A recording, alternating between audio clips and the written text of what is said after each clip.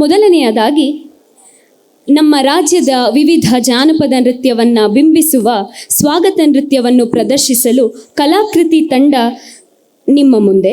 ಸಂಯೋಜಕರು doctor Madhusudan, ನೃತ್ಯ ನಿರ್ದೇಶನ ಯಶಸ್ವಿನಿ ಶಿವರಾಮನ್.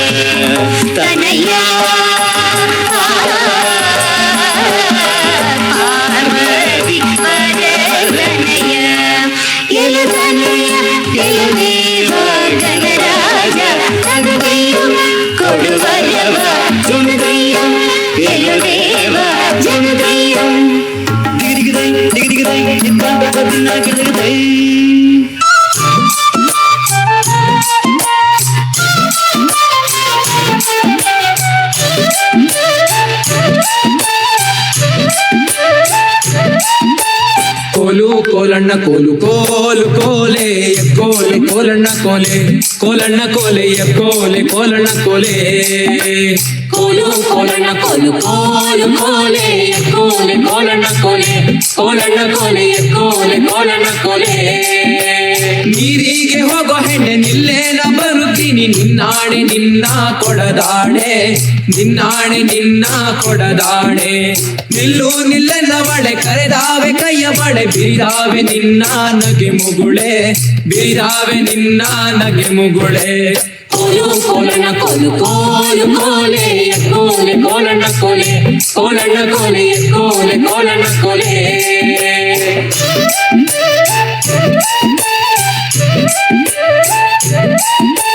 ಬಿಡುಗೈಯ ಗೆಳೆಕರ ಕೊಡ ಹೊತ್ತ ನಡುವರ ಹಿಡಿ ನಿನ್ನ ದಾರಿ ಸರದಾರ, ಹಿಡಿ ನಿನ್ನ ದಾರಿ ಸರದಾರ. ಸಿಡುಕ್ಯಾಕೆ ನನ್ನ ಜಾಣೆ ಸಿಡಿಲು ಬಡ್ದರು ನಿನ್ನ ಕಡಗಾದ ಕೈಯ ಬಿಡಲಾರೆ, ಕಡಗಾದ ಕೈಯ ಬಿಡಲಾರೆ. ಕೋಲು ಕೋಲಣ್ಣ ಕೋಲು ಕೋಲು ಕೋಲೆ ಕೋಲೆ ಕೋಲಣ್ಣ ಕೋಲೆ ಕೋಲಣ್ಣ ಕೋಲೆ ಕೋಲೆ ಕೋಲಣ್ಣ ಕೋಲೆ.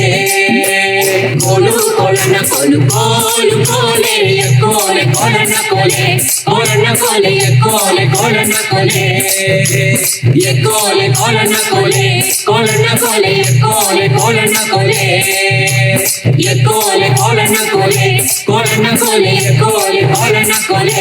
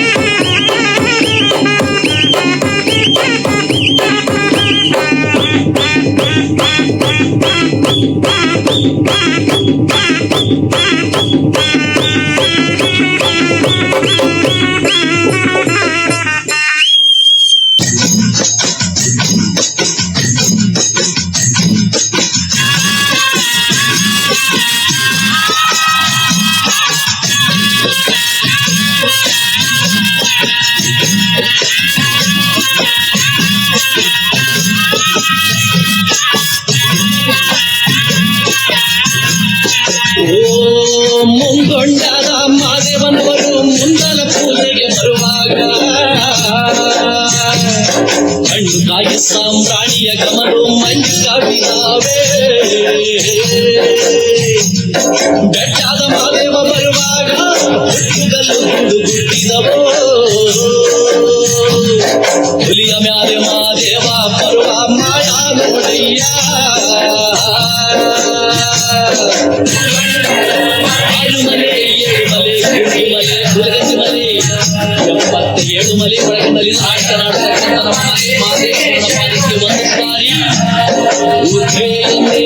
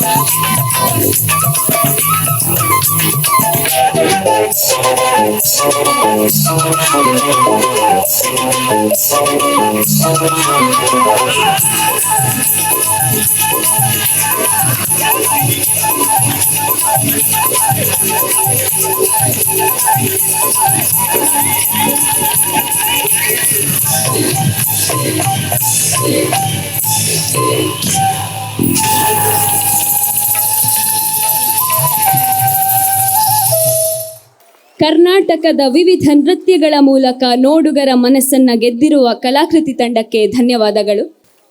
ಇನ್ನು ಕೆಲವೇ ನಿಮಿಷಗಳಲ್ಲಿ ಔಪಚಾರಿಕ ಕಾರ್ಯಕ್ರಮ ಪ್ರಾರಂಭವಾಗಲಿದೆ. ನಾಡು ಕನ್ನಡಾಂಬೆಯ ನಾಡು, ತಾಯಿ ಭುವನೇಶ್ವರಿಯ ನಾಡು ಎಂಬೆಲ್ಲ ಹೆಸರುಗಳಿಂದ ಕರೆಯಲಾಗುತ್ತದೆ. ಹಚ್ಚ ಹಸುರಿನ ಸುಂದರ ಬೆಟ್ಟ ಗುಡ್ಡಗಳ ನದಿಗಳು ಹರಿಯುವ ಸಾಧು ಸಂತರು, ದಾಸರು, ಶಿವಶರಣರು ಹಾಗೂ ಕವಿಗಳಿಂದ ಕಂಗೊಳಿಸುತ್ತಿರುವ ಕನ್ನಡ ನಾಡು ಎಂಬ ಹೆಸರಿಗೆ ಒಂದು ಧೀಮಂತ ಶಕ್ತಿ ಇದೆ. ಇಂತಹ ಪುಣ್ಯ ನಾಡಿನಲ್ಲಿ ಜನಿಸಿದ್ದೇ ನಮ್ಮ KLE ಸಪ್ತರ್ಷಿಗಳು. KLE ಸಂಸ್ಥೆಯನ್ನು ಕಟ್ಟಿದ 7 ಜನ ಪದವೀಧರ ಯುವಕರು ಪಗಾರಕ್ಕಾಗಿ ದುಡಿಯಲಿಲ್ಲ, ಸಮಾಜಕ್ಕಾಗಿ ಅವರು ತ್ಯಾಗ ಮಾಡಿದರು. ಅವರು ಸ್ಥಾಪಿಸಿದ ಶಿಕ್ಷಣ ಸಂಸ್ಥೆಗೆ ಕರ್ನಾಟಕ ಲಿಂಗಾಯತ ಶಿಕ್ಷಣ ಸಂಸ್ಥೆ ಎಂದು ನಾಮಕರಣ ಮಾಡಿ ಅಖಂಡ ಕರ್ನಾಟಕದ ಕನಸಿಗೆ ನಾಂದಿ ಹಾಡಿದರು. ತದನಂತರದಲ್ಲಿ ಸಪ್ತರ್ಷಿಗಳ ತ್ಯಾಗದ ಫಲದಿಂದ ಒಂದೊಂದೇ ಅಂಗಸಂಸ್ಥೆಗಳು ರೂಪುಗೊಂಡವು. ನಾಡು ನುಡಿಗಳನ್ನು ಕಟ್ಟುವ ಕಾರ್ಯದಲ್ಲಿ ಕೂಡ KLE ಮೊದಲಿನಿಂದಲೂ ಕ್ರಿಯಾಶೀಲ. ಕನ್ನಡ, ಕನ್ನಡಿಗ, ಕರ್ನಾಟಕವನ್ನು ಘೋಷಿಸಿ ಬೆಳೆಸುವಲ್ಲಿ ಸಂಸ್ಥೆಯ ಸಂಸ್ಥಾಪಕರು ಹೋರಾಡಿದ್ದಾರೆ.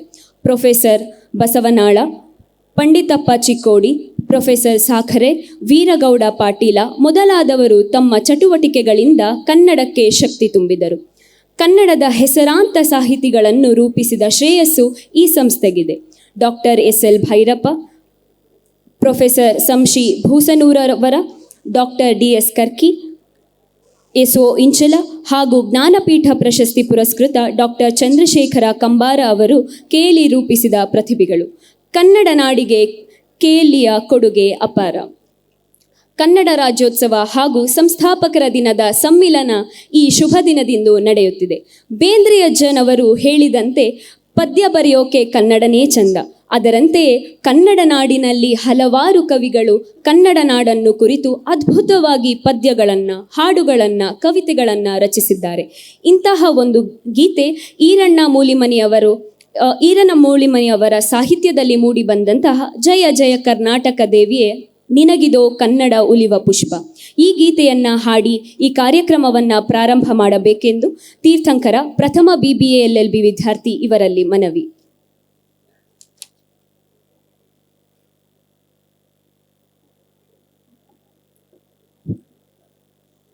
ರಚನೆ ಈರಣ್ಣ ಮೂಲಿಮನಿ.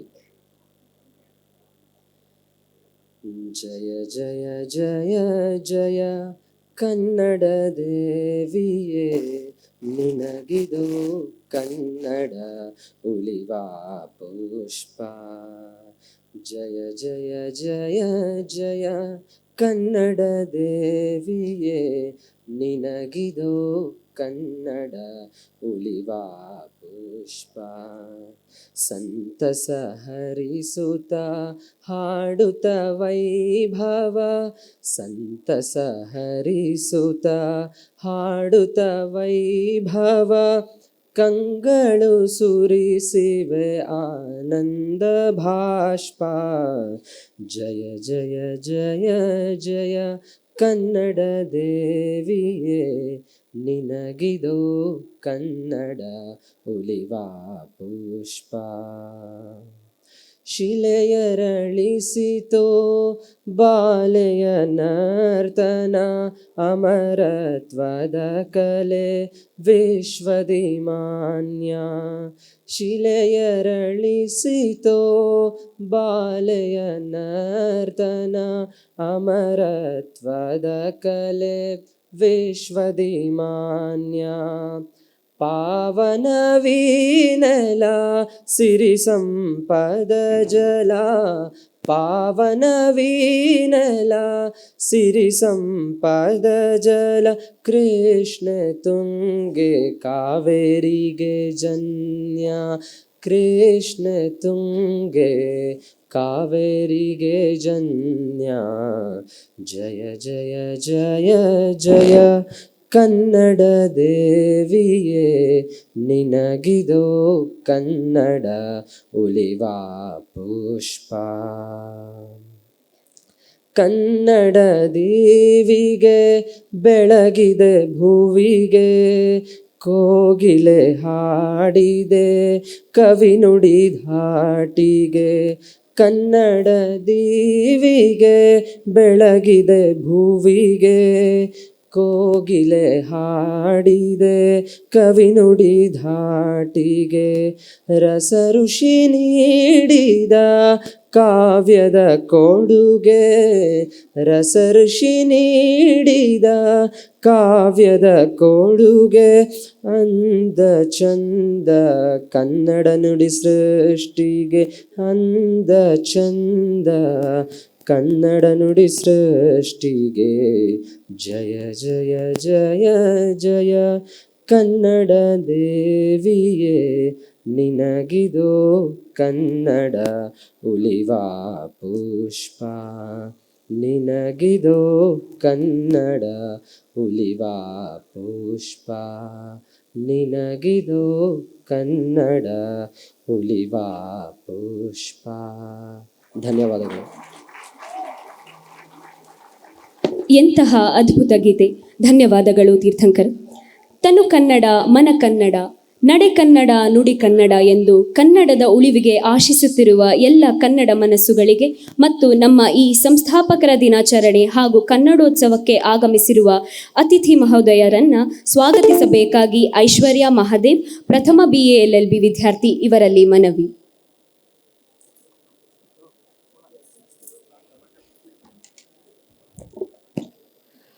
ಕಾವೇರಿ ಇಂದಮ ಗೋದಾವರಿ ವರಮಿರ್ದ ನಾಡದ ಕನ್ನಡದೊಳ್. ಈ ಸಾಲುಗಳು ನಮ್ಮ ನಾಡಿನ ಅಸ್ತಿತ್ವವನ್ನು, ನಮ್ಮ ನುಡಿಯ ವ್ಯಾಪ್ತಿಯನ್ನು, ನಮ್ಮ ಸಂಸ್ಕೃತಿಯ ವೈಭವವನ್ನು ಸ್ಮರಿಸುತ್ತದೆ. ಕನ್ನಡ ನಾಡು, ಕನ್ನಡ ನುಡಿ ನಮ್ಮ ಹೆಮ್ಮೆ.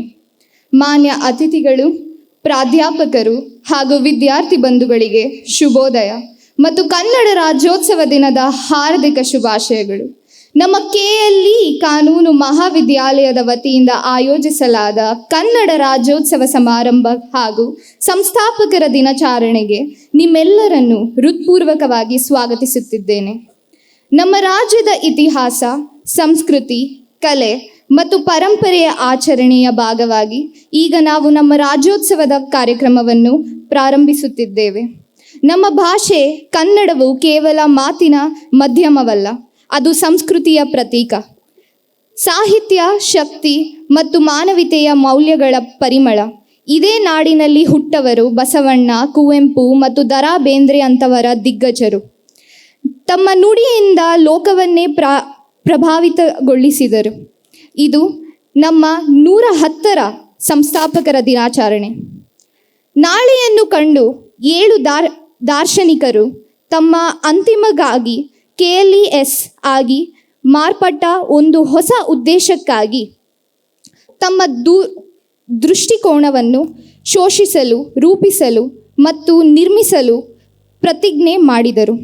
ಇಂತಹ ಪವಿತ್ರ ಕ್ಷಣದಲ್ಲಿ ನಮ್ಮ ಮಧ್ಯೆ ಉಪಸ್ಥಿತಿ ಇರುವ ಮುಖ್ಯ ಅತಿಥಿಗಳು ಹಾಗೂ ಎಲ್ಲ ಮಾನ್ಯರಿಗೂ ನಮ್ಮ ಸಂಸ್ಥೆಯ ಪರವಾಗಿ ಹೃತ್ಪೂರ್ವಕವಾದ ಸ್ವಾಗತ ಹಾಗೂ ಅಭಿನಂದನೆಗಳು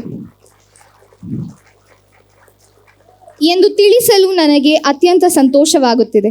ಈ ಸಂದರ್ಭದಲ್ಲಿ ನಮ್ಮ ಮುಖ್ಯ ಅತಿಥಿಗಳು ಡಾಕ್ಟರ್ ವಸುಂಧರಾ ಭೂಪತಿ, ಅಧ್ಯಕ್ಷರು ಕರ್ನಾಟಕ ಪ್ರಕಾಶರ ಸಂಘ, ನಮ್ಮ ಗೌರವಾನ್ವಿತ ಪ್ರಾಂಶುಪಾಲರಾದ ಪ್ರೊಫೆಸರ್ ಡಾಕ್ಟರ್ JM ಮಲ್ಲಿಕಾರ್ಜುನಯ್ಯ, ಉಪ ಪ್ರಾಂಶುಪಾಲರಾದ ಹಾಗೂ ಕಾನೂನು ವಿಭಾಗದ ಸಹಾಯಕ ಪ್ರಾಧ್ಯಾಪಕಿ PG department HOD doctor Anita MJ, ನಮ್ಮ IQAC ಸಂಯೋಜಕರು ಹಾಗೂ ಕಾನೂನು ವಿಭಾಗದ ಸಹಾಯಕ ಪ್ರಾಧ್ಯಾಪಕ ಡಾಕ್ಟರ್ ಮನೋಜ್ ಕುಮಾರ್ V ಹಿರೇಮಠ್ ರವರನ್ನು ಸ್ವಾಗತಿಸುತ್ತಿದ್ದೇನೆ. ಮುಖ್ಯ ಅತಿಥಿಗಳಿಗೆ ಗೌರವ ಸಲ್ಲಿಸಲು ಡಾಕ್ಟರ್ ಸರಳಾ ವೈದ್ಯರವರನ್ನು ವಿನಂತಿಸುತ್ತೇನೆ.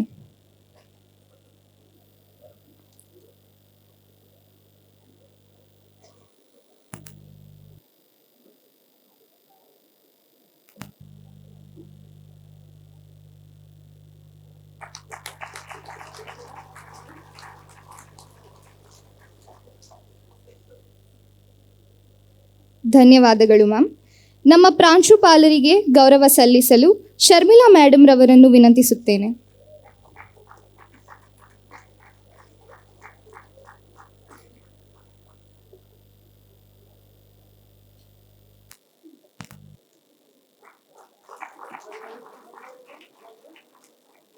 ಧನ್ಯವಾದಗಳು. ನಮ್ಮ ಉಪ ಪ್ರಾಂಶುಪಾಲರು ಆದ ಅನಿತಾ MJ ಮೇಡಮ್ ರವರಿಗೆ ಗೌರವ ಸಲ್ಲಿಸಲು ಶಾರದಾ ಮೇಡಮ್ ರವರನ್ನು ವಿನಂತಿಸುತ್ತೇನೆ.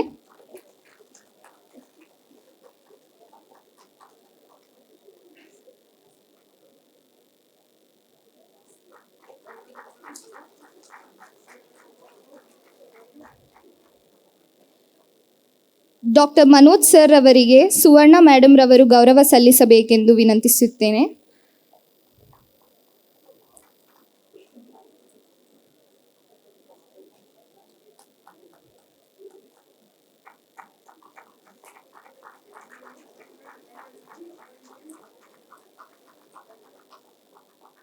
ಧನ್ಯವಾದಗಳು.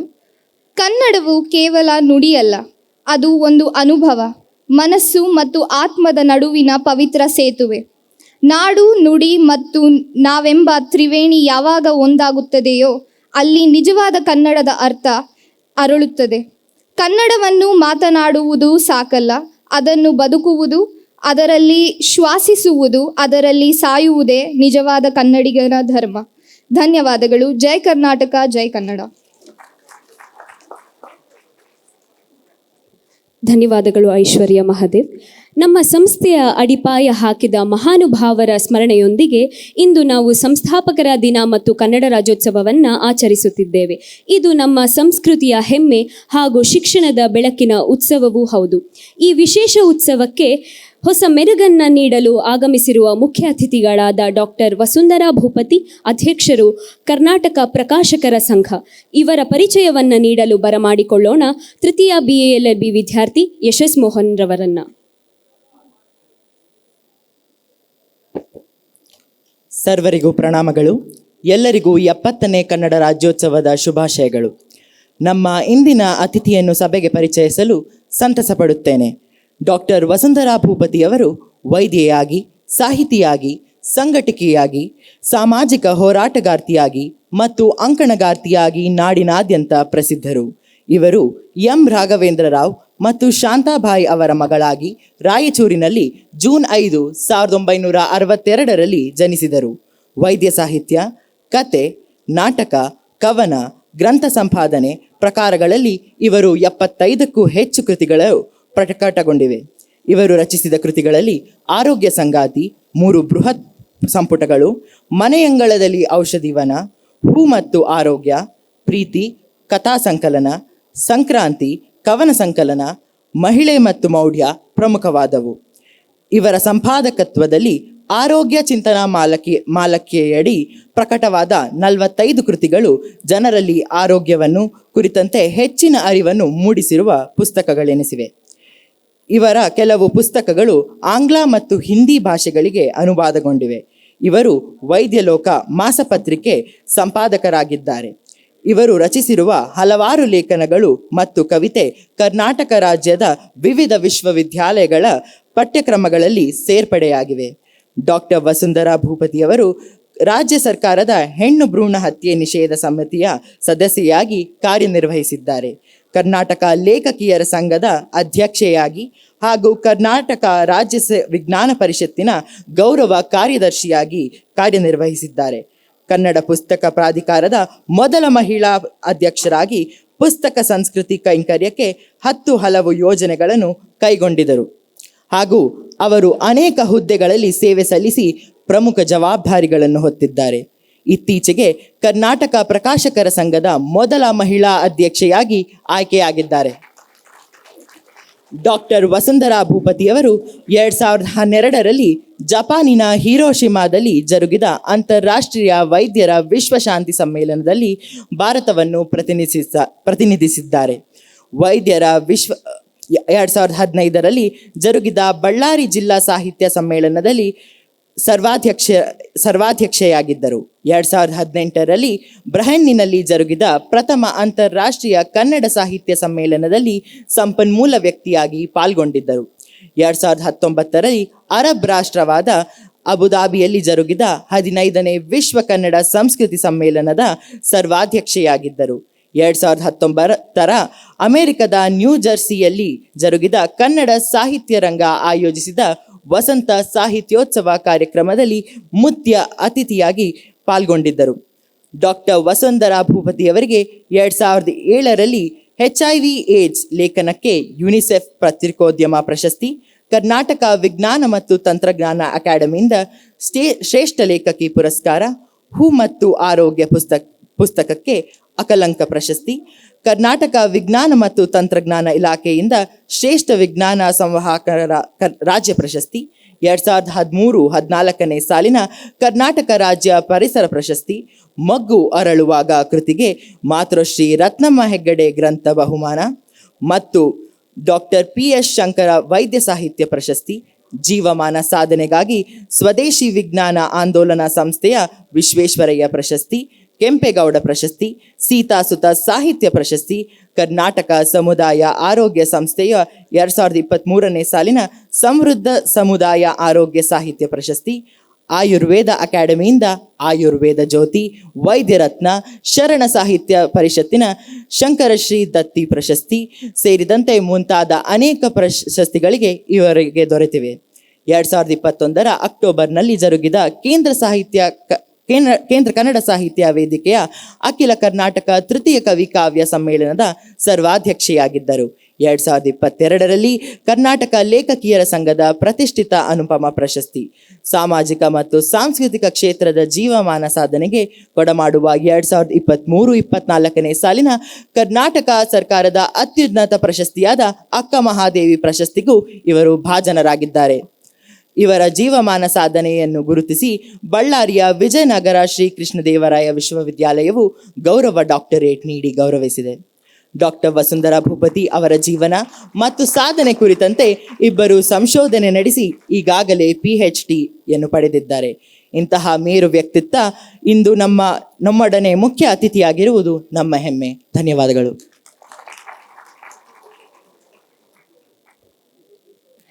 ವಂದನೆಗಳು ಯಶಸ್ ಮೋಹನ್. ಚಿರಕಾಲ ಬೆಳಗಲಿ ಕನ್ನಡದ ದೀಪ, ಜನಕ್ಕೆಲ್ಲ ಬೆಳಕಾಗಿ ಪುಣ್ಯ ಪ್ರದೀಪ, ಭಾರತಕ್ಕೆ ಬಲವಾಗಿ ಭವ್ಯ ದೀಪ, ಕಳೆಯುತ್ತ ತಾಪ ಬೆಳೆಸುತ್ತ ಸೈಪ, ಹೊತ್ತಿತೋ ಕನ್ನಡದ ದೀಪ ಎಂಬ ಡಾಕ್ಟರ್ ಸಿದ್ದಯ್ಯ ಪುರಾಣಿಕರ ಕವಿವಾಣಿಯನ್ನ ನೆನಪಿಸಿಕೊಳ್ಳುತ್ತಾ ಇಂದಿನ ಕಾರ್ಯಕ್ರಮವನ್ನ ಜ್ಯೋತಿ ಬೆಳಗುವ ಮೂಲಕ ಉದ್ಘಾಟಿಸಬೇಕೆಂದು ವೇದಿಕೆಯ ಮೇಲಿರುವ ಗಣ್ಯರಲ್ಲಿ ವಿನಮ್ರ ಮನವಿ.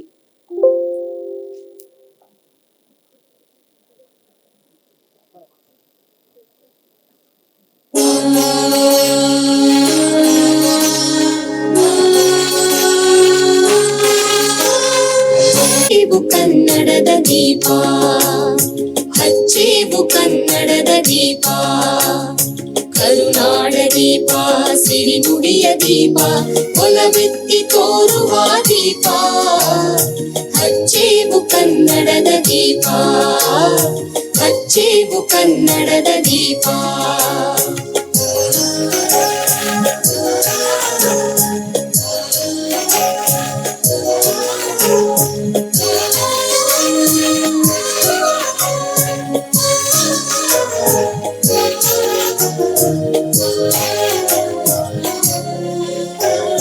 ಬಹುದಿನಗಳಿಂದ ಮೈಮರೆಯಿಂದ ಈ ಚುಟುಕನ್ನ ನೆನೆಯುತ್ತಾ ಕಾರ್ಯಕ್ರಮದ ಪ್ರಾಸ್ತಾವಿಕ ನುಡಿಗಳನ್ನಾಡಲಿಕ್ಕೆ ಬರಲಿದ್ದಾರೆ doctor Manoj Kumar V Hiremath, IQAC ಸಂಯೋಜಕರು, KLE ಕಾನೂನು ಮಹಾವಿದ್ಯಾಲಯ.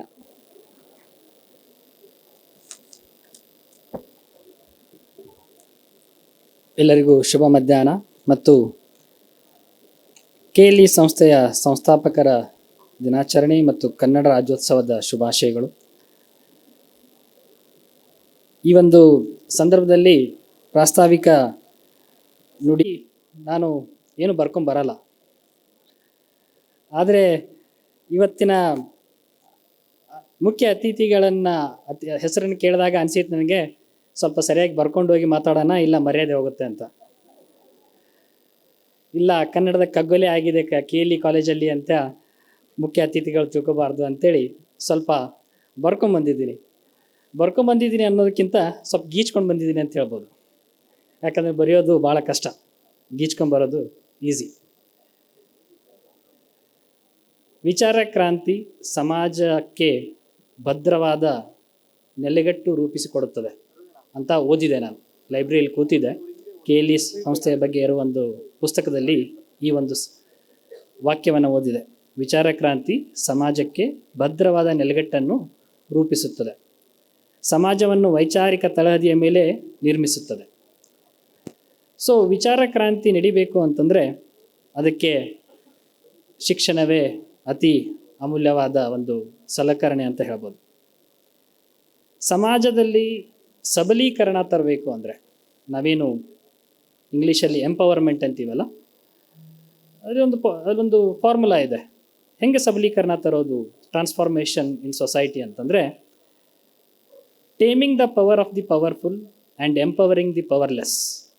ಅಂದರೆ ಯಾರಿಗೆ ಭಾಳ ಅಧಿಕಾರ ಇರುತ್ತಲ್ಲ ಅವ್ರ ಅಧಿಕಾರವನ್ನು ಕಂಟ್ರೋಲ್ ಮಾಡಬೇಕಾಗತ್ತೆ, ಯಾರಿಗೆ ಏನು ಅಧಿಕಾರನೇ ಇರಲ್ಲ ಅವರಿಗೆ ಎಂಪವರ್ಮೆಂಟ್ ಮಾಡಬೇಕಾಗತ್ತೆ, ಅಂದರೆ ಸಬಲೀಕರಣ ಮಾಡಬೇಕಾಗತ್ತೆ.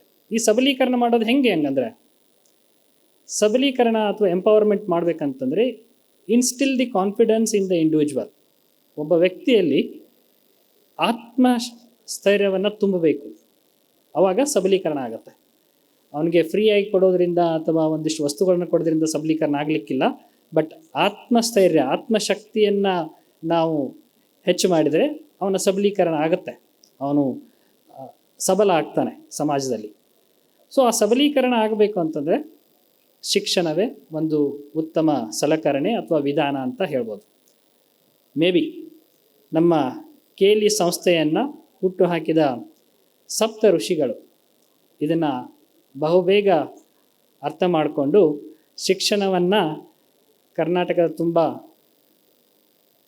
ನೀಡೋಣ ಅನ್ನೋ ಒಂದು ಉದ್ದೇಶವನ್ನು, ಮಹಾ ಉದ್ದೇಶವನ್ನು ಇಟ್ಕೊಂಡು ಈ ಸಂಸ್ಥೆಯನ್ನು ಹುಟ್ಟು ಹಾಕಿದರು ಅಂತ ಹೇಳಿದರೆ ತಪ್ಪಾಗಲಿಕ್ಕಿಲ್ಲ. ಸಪ್ತ ಸಮಾನ ಮನಸ್ಕರ ಶ್ರಮದಿಂದ ಶುರುವಾದ ಸಂಸ್ಥೆ ನಮ್ಮ KLE ಸಂಸ್ಥೆ. 20ನೇ ಶತಮಾನದ ಪರಿವರ್ತನೆಗಳ ಪರ್ವಕಾಲದಲ್ಲಿ ಹುಟ್ಟಿ ಬಂದ ಸಂಸ್ಥೆ ನಮ್ಮ KLE ಸಂಸ್ಥೆ. ಕರ್ನಾಟಕದಲ್ಲಿ ಶಿಕ್ಷಣ ದಾಸೋಹವನ್ನು ಪ್ರಾರಂಭಿಸಿದ ಮೊಟ್ಟ ಮೊದಲ ಖಾಸಗಿ ಸಂಸ್ಥೆ KLE ಸಂಸ್ಥೆ. ಅತಿ ಹೆಚ್ಚು ವಿಕೇಂದ್ರೀಕರಣಗೊಂಡ ಸಂಸ್ಥೆ, ವಿದ್ಯಾರಣ್ಯವಾಗಿ ಬೆಳೆದಂಥ ಸಂಸ್ಥೆ KLE ಸಂಸ್ಥೆ. ಅಷ್ಟಮ ಋಷಿಯ ಅವಿರತ ಸೇವೆಯಿಂದ ಅಷ್ಟದಿಕ್ಕಿಗೂ ಬೆಳೆದ ಶಿಕ್ಷಣ ಮತ್ತು ಆರೋಗ್ಯ ಕ್ಷೇತ್ರಗಳಲ್ಲಿ ಕ್ರಾಂತಿಯನ್ನು ಮಾಡಿದಂಥ ಸಂಸ್ಥೆ KLE ಸಂಸ್ಥೆ. ಇಂಥ ಒಂದು ಸಂಸ್ಥೆಯ 110ನೇ ಸಂಸ್ಥಾಪನೆಯ ದಿನದಂದು ನಾವು ಕನ್ನಡ ರಾಜ್ಯೋತ್ಸವವನ್ನು ಆಚರಿಸ್ತಿರೋದು ಒಂದು ಒಳ್ಳೆಯ ಸಂಗತಿ ಅಂತ ಹೇಳ್ಬೋದು. ಆಮೇಲೆ KLE ಸಂಸ್ಥೆಗೆ ಮತ್ತು ಕನ್ನಡಕ್ಕೂ ಒಂದು ಅವಿನಾಭಾವ ಸಂಬಂಧ ಇದೆ ಅಂತ ಹೇಳಿದರೂ ತಪ್ಪಾಗಲಿಕ್ಕಿಲ್ಲ.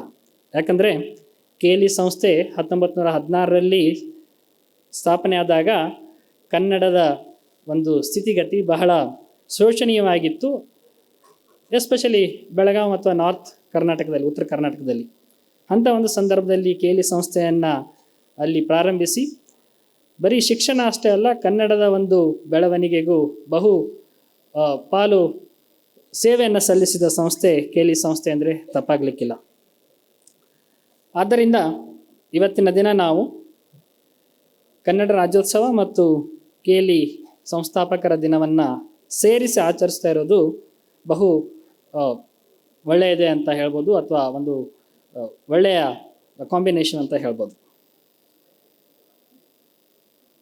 ಇಷ್ಟು ಹೇಳಿ ನಾನು ನನ್ನ ಮಾತು ಮುಗಿಸುವ ಮೊದಲು ಸಾಹಿತ್ಯ ಹೇಳಿದ್ಲು, ಅದು ನನ್ನ ತಲೆಯಲ್ಲೂ ಇತ್ತು, ಅದನ್ನ ಹೇಳ್ಬೇಕಂತ ಅಂದ್ಕೊಂಡಿದ್ದೆ. ಸಾಹಿತ್ಯ ಆಲ್ರೆಡಿ ಹೇಳಿಬಿಟ್ಟಿದ್ದಾಳೆ. ಏನಂತಂದರೆ, ಒಮ್ಮೆ ದ.ರಾ. ಬೇಂದ್ರೆ ಅವರಿಗೆ, ಬೇಂದ್ರೆ ಅಜ್ಜ ಅಂತಾರೆ ಧಾರವಾಡದಲ್ಲಿ, ಬೇಂದ್ರೆ ಅಜ್ಜಗೆ ಯಾರೋ ಒಬ್ರು ಹೇಳಿದ್ರಂತೆ ನೀವು ಕನ್ನಡದಾಗ ಭಾಳ ಚಲೋ ಪದ್ಯ ಬರೀತೀರಿ ನೋಡ್ರಿ ಅಂದ್ರಂತ. ಅದಕ್ಕೆ ಬೇಂದ್ರೆ ಅಜ್ಜ ಅಂದ್ರಂತ, ಪದ್ಯ ಬರೋಕ್ಕೆ ಕನ್ನಡನ ಭಾಳ ಚಲೋ ರೀ ಅಂತಂದ. ಅದೇ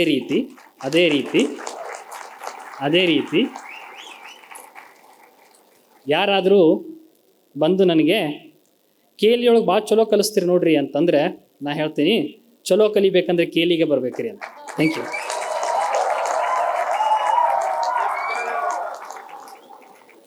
ಧನ್ಯವಾದಗಳು ಸರ್. ನೀಲಿ ಗಗನದ ನಾಡು, ಬೆಳ್ಳಿ ಬೆಟ್ಟದ ನಾಡು, ಕಾವ್ಯ ಸಂಗೀತದ ನಾಡು, ಇದು ನಮ್ಮ ಕನ್ನಡ ನಾಡು. ಇಂತಹ ನಾಡಿನಲ್ಲಿ ಇಂದು ನಾವು ಇಂತಹ ಒಂದು ಸಂಭ್ರಮಕ್ಕೆ ಒಂದಾಗಿದ್ದೇವೆ. ಈ ಹಬ್ಬಕ್ಕೆ ಇನ್ನಷ್ಟು ಮೆರುಗು ನೀಡಲು ನಮ್ಮ ಸಾಹಿತ್ಯಮಯ ಚಿಂತನದಿಂದ ಎಲ್ಲರ ಮನ ಗೆದ್ದಿರುವ ಮುಖ್ಯ ಅತಿಥಿಯವರು ನಮ್ಮೊಂದಿಗೆ ಇದ್ದಾರೆ. ಈಗ ಅವರ ಮಾತುಗಳನ್ನು ಆಲಿಸುವ ಸಮಯ. ಡಾಕ್ಟರ್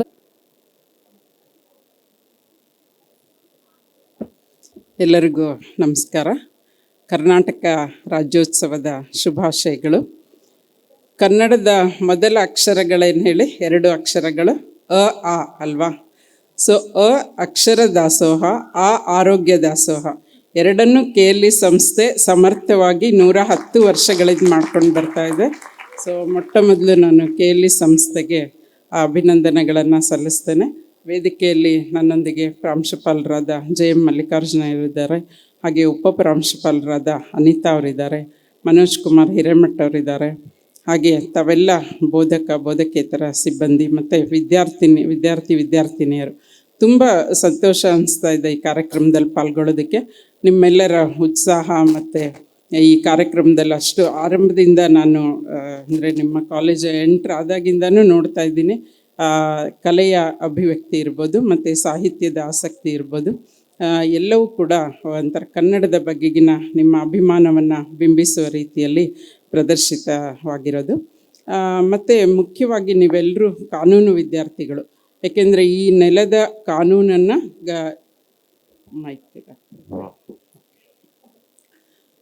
ನೆಲದ ಕಾನೂನನ್ನು ನಾವೆಲ್ಲರೂ ಪ್ರತಿಯೊಬ್ಬರೂ ಗೌರವಿಸಬೇಕಾಗಿದ್ದು ಬಹಳ ಮುಖ್ಯ.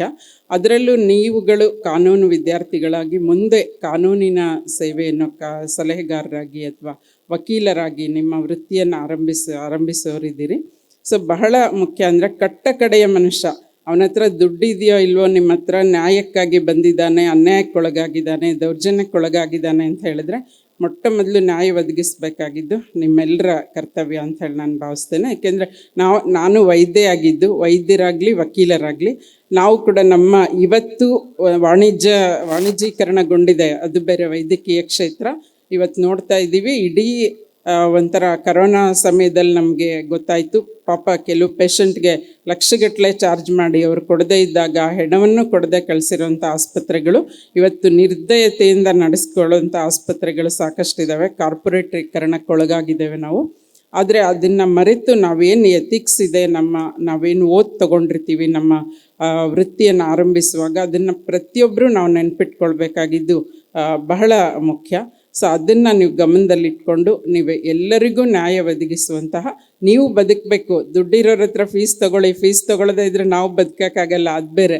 ಆದರೆ ಎಲ್ಲರಿಗೂ ಅದು ಇಷ್ಟೇ ಕೊಡಬೇಕು, ಅಷ್ಟೇ ಕೊಡಬೇಕು, ನಾನು ಇಷ್ಟೇ ಮಾಡ್ತೀನಿ ಅಂತ ಅನ್ನೋದಿದೆಯಲ್ಲ, ಅದನ್ನು ಬಿಟ್ಟು ನಾವು ವೃತ್ತಿಪರತೆಯಿಂದ ಸ್ವಲ್ಪ ಮಾನವೀಯತೆಯಿಂದ, ನೀವು ಯಾಕೆಂದರೆ ಓದಿರೋದು KLE ಕಾಲೇಜಲ್ಲಿ, ಸೊ ಅದನ್ನು ಸದಾ ನೀವು ನೆನ್ಪಿಟ್ಕೊಂಡಿರಬೇಕು ಅಂತ ಹೇಳ್ತಾ, ಕರ್ನಾಟಕ, ಕನ್ನಡ, ಕನ್ನಡಿಗ, ಕರ್ನಾಟಕ ಈ ಮೂರೂ ಸೇರಿ ನಾವು ರಾಜ್ಯೋತ್ಸವವನ್ನು ಆಚರಿಸ್ತಾ ಇರೋದು. ಏಕೆಂದರೆ 1916ರಲ್ಲಿ ಈ ಸಂಸ್ಥೆ ಆರಂಭ ಆಗಿದ್ದು ಅಂತ ಹೇಳಿದ್ರೆ, ಆಗ ಇನ್ನೂ ನಾವು ಕರ್ನಾಟಕ ಆಗಿರಲಿಲ್ಲ, ಮೈಸೂರು ರಾಜ್ಯ ಇತ್ತು. ಕರ್ನಾಟಕ ಇದು ಭಾರತ ಸ್ವಾತಂತ್ರ್ಯವನ್ನು ಪಡೆದಿರಲಿಲ್ಲ. ಸೊ ಎಷ್ಟೊಂದು ಸಂಭ್ರಮದ ಈ ಕ್ಷಣ ಅಂತ ಹೇಳಿದ್ರೆ, ಒಂದು ಕಡೆ ನಮಗೆ 70ನೇ ವರ್ಷದ ಇದು ಕರ್ನಾಟಕ ಆಗಿ 70ನೇ ವರ್ಷದ ಏಕೀಕರಣಗೊಂಡು ನಾವು 70ನೇ ವರ್ಷ ಆಚರಿಸ್ತಾ ಇರೋದು. ಮತ್ತೊಂದು ಕಡೆ ಕರ್ನಾಟಕ ಅಂತ ಹೆಸರಾಗಿ 50ನೇ ವರ್ಷ ಇದು.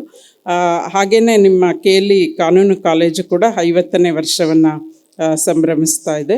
ಸೊ ಈ ಎಲ್ಲದರ ಮಧ್ಯೆ ಇಷ್ಟು ವರ್ಷಗಳ ಹಾದಿ ಇದೆಯಲ್ಲ, ಇಷ್ಟು ವರ್ಷಗಳ ಪಯಣ ಇದೆಯಲ್ಲ, ಹಿರಿಯರು ಹಾಕಿಕೊಟ್ಟಂತಹ ಆ ಪರಂಪರೆಯ ದಾರಿಯಲ್ಲಿ ನಾವು ಸಮಕಾಲೀನ ವಿದ್ಯಮಾನಗಳು, ಅಂತಾರಾಷ್ಟ್ರೀಯ ವಿದ್ಯಮಾನಗಳು, ಇವುಗಳನ್ನೆಲ್ಲ ಒಳಗೊಂಡಂತೆ ನಮ್ಮ ವ್ಯಕ್ತಿತ್ವವನ್ನು ರೂಪಿಸ್ಕೊಳ್ಬೇಕಾಗಿದ್ದು. ಏಕೆಂದರೆ ನೀವು ಕಾನೂನಿನ ಜೊತೆ ಕಲೆ, ಸಾಹಿತ್ಯ, ಇದು ಸಂಗೀತ ಎಲ್ಲವನ್ನು ಅಳವಡಿಸ್ಕೊಂಡಾಗ, ಆರಂಭದಲ್ಲಿ ತಾವು ಮಾಡಿದಂಥ ನೃತ್ಯ ನಿಜಕ್ಕೂ ಮನೋಹರವಾಗಿತ್ತು. ತುಂಬ ಸಂತೋಷ ಅನಿಸ್ತು. ಅದನ್ನು ಸಂಯೋಜನೆ ಮಾಡಿದವ್ರಿಗೆ ಮತ್ತು ಅದರಲ್ಲಿ ಅಭಿನಯಿಸಿದವರು ಎಲ್ರಿಗೂ ನಾನು ಅಭಿನಂದನೆಗಳನ್ನು ಹೇಳ್ತೇನೆ.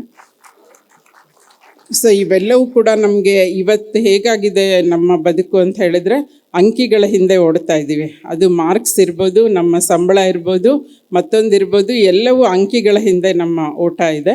ಅದೆಲ್ಲ ಜೀವನ ಅಂದರೆ ಬೇರೆಯೇ. ಸಾಹಿತ್ಯ ನಮ್ಮ ಬದುಕಿನ ಒಂದು ಭಾಗವಾಗಬೇಕು. ನಿಮಗೆ 7ನೇ ಶತಮಾನದ ಕಪ್ಪೆ ಅರಭಟ್ಟನ ಶಾಸನ ಇದೆ, ಬಾದಾಮಿಯಲ್ಲಿ ಅದು ಆ ಶಾಸನ ಇದೆ. ಬಾದಾಮಿಗೆ ಹೋದರೆ ನೀವು ಹೋಗಿ ನೋಡಿ, ಕಲ್ಲಿನಲ್ಲಿ ಕೆತ್ತಿರುವಂಥ ಶಾಸನ ಹಳೆಗನ್ನಡದಲ್ಲಿದೆ. ಕನ್ನಡಿಗ ಅಂದರೆ ಹೇಗಿರಬೇಕು, ಕನ್ನಡಿಗರ ಪ್ರತಿನಿಧಿ ಹೇಗಿರ್ತಾನೆ ಅಂತ ಹೇಳೋದಕ್ಕೆ ಆ ಶಾಸನ ಹೇಳಿರುವಂಥದ್ದು. ಸಾಧುಗೆ ಸಾಧು ಮಾಧುರ್ಯಂಗೆ ಮಾಧುರ್ಯನ್ ಬಾದಿಪ್ಪ ಕಲಿಗೆ ಕಲಿಯುಗ ವಿಪರೀತನ್ ಅಂತ. ಸಾಧುಗೆ ಸಾಧು ಅಂದರೆ ಒಳ್ಳೆಯವ್ರಿಗೆ ಒಳ್ಳೆಯವರಾಗೇ ಇರ್ತೀವಿ ನಾವು. ಮಾಧುರ್ಯಂಗೆ ಮಾಧುರ್ಯನ್ ಮಧುರವಾಗಿ ಮಾತನಾಡೋರಿಗೆ ನಮ್ಮದು ಜೇನಿನಂಥ ಭಾಷೆ, ನಾವು ಕೂಡ ಮಧುರವಾಗೇ ಮಾತಾಡ್ತೀವಿ. ಆದರೆ ಬಾದಿಪ್ಪ ಕಲಿಗೆ ಕಲಿಯುಗ ವಿಪರೀತನ್, ಯಾರು ತೊಂದರೆಗೆ ಒಳಪಡಿಸೋದಕ್ಕೆ ಬರ್ತಾರೋ, ಯಾರು ನಮ್ಮ ಮೇಲೆ ತೊಂದರೆ ಉಂಟು ಮಾಡ್ತಾರೋ ಅವರಿಗೆ ನಾವು ಸರಿಯಾದ ಬುದ್ಧಿಯನ್ನು ಕೂಡ ಕಲಿಸ್ತೀವಿ ಅಂತ ಹೇಳುವಂಥ ಮಾತು. ಇದು ಕನ್ನಡಿಗರ ಪ್ರಾತಿನಿಧಿಕ ಒಂದು ವಾಕ್ಯ ಇದು.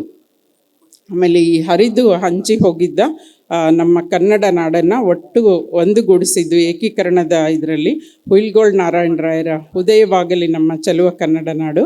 ಆಮೇಲೆ ಅವ್ರಿಗೆ ಹೇಳ್ತಾರೆ ಇವರು ಯಾರು ಪಾಟೀಲ್ ಪುಟ್ಟಪ್ಪನವರು, ನೀವು ಉದಯವಾಯಿತು ಚೆಲುವ ಕನ್ನಡ ನಾಡು ಅಂತ ಬರೀರಿ, ಕನ್ನಡ ನಾಡು ಉದಯ ಆದಮೇಲೆ ಅಂತ ಕೇಳ್ತಾರೆ.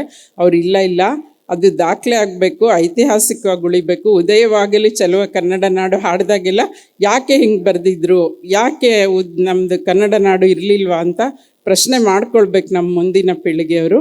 ಅದಕ್ಕಾಗಿ ಶ್ರಮಿಸಿದವರನ್ನು ಕೂಡ ನೆನಪಿಸ್ಕೊಳ್ಬೇಕು ಅಂತ ಹುಯಿಲ್ಗೋಳ್ ನಾರಾಯಣರಾಯರು ಹೇಳಿರುವಂಥ ಮಾತು. ಮತ್ತು ಆಲೂರು ವೆಂಕಟರಾಯರು ಎಷ್ಟು ಶ್ರಮಪಟ್ಟರು.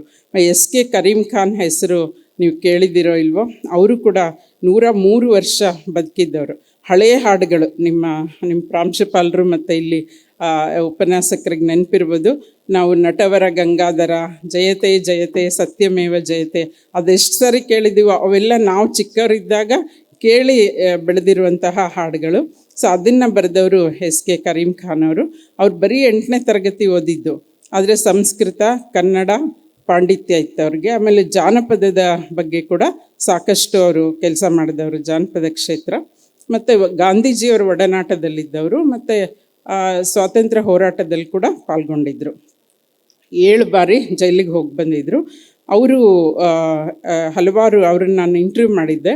ಸೊ ಆಗ ಅವ್ರು ಹೇಳಿದರು, ನೋಡಮ್ಮ, ಸರ್ಕಾರ ನಂಗೆ ದೊಡ್ಡ ಫಂಕ್ಷನ್ ಮಾಡಿ ನಿಮಗೆ ಮನೆ ಇರಲಿಲ್ಲ ಅವ್ರಿಗೆ. ಪಾಪ ನಾನು ಅವಾಗ 102ನೇ ವರ್ಷ ನಾನು ಇಂಟರ್ವ್ಯೂ ಮಾಡೋಕ್ಕೆ ಹೋದಾಗ ಅವ್ರಿಗೆ ಇದು ಒಂದು ಅವ್ರ ತಮ್ಮನ ಮನೆಯಲ್ಲಿ ಮುಂದೆ ಒಂದು ಚಿಕ್ಕ ರೂಮಲ್ಲಿ ಇದ್ದರು. ಅಲ್ಲೇ ಪುಸ್ತಕಗಳು, ಅವ್ರಿಗೆ ಬಂದಿರೋ ಪ್ರಶಸ್ತಿ ಎಲ್ಲವೂ ಕೂಡ. ಆಮೇಲೆ ಸರ್ ಇದು ಸರ್ಕಾರ ನನಗೆ ಮನೆ ಕೊಡ್ತೀನಿ ಅಂತ ಘೋಷಣೆ ಮಾಡುತ್ತಮ್ಮ, ಹಿಂಗೆ ವೇದಿಕೆಯಲ್ಲಿ ದೊಡ್ಡ ಫಂಕ್ಷನ್ ಮಾಡಿ ನನಗೆ ಮುಖ್ಯಮಂತ್ರಿಗಳೇ ಕೀ ಕೂಡ ಕೊಟ್ಟರು, ಮನೆ ನಿಮಗೆ ಕೊಡ್ತೀವಿ ಅಂತ ಹೇಳಿ. ಆದರೆ ಕೀ ಮಾತ್ರ ಸಿಕ್ತು, ಮನೆಯೇ ಇಲ್ಲ ಅಂತ ಹೇಳಿದರು. ತುಂಬ ಬೇಜಾರಾಯ್ತು, ನಂಗೆ ನೋವಾಯಿತು. ಅಂದರೆ ನಾವು ಸಾಹಿತಿಗಳನ್ನು ಮತ್ತು ನಮ್ಮ ಸಂಸ್ಕೃತಿ ಚಿಂತಕರನ್ನು ನಾವು ಹೇಗೆ ನೋಡ್ಕೊಳ್ಬೇಕು ಅನ್ನೋದು ನಾವೆಲ್ಲರೂ ಕಲಿಬೇಕಾದಂಥ ಪಾಠ.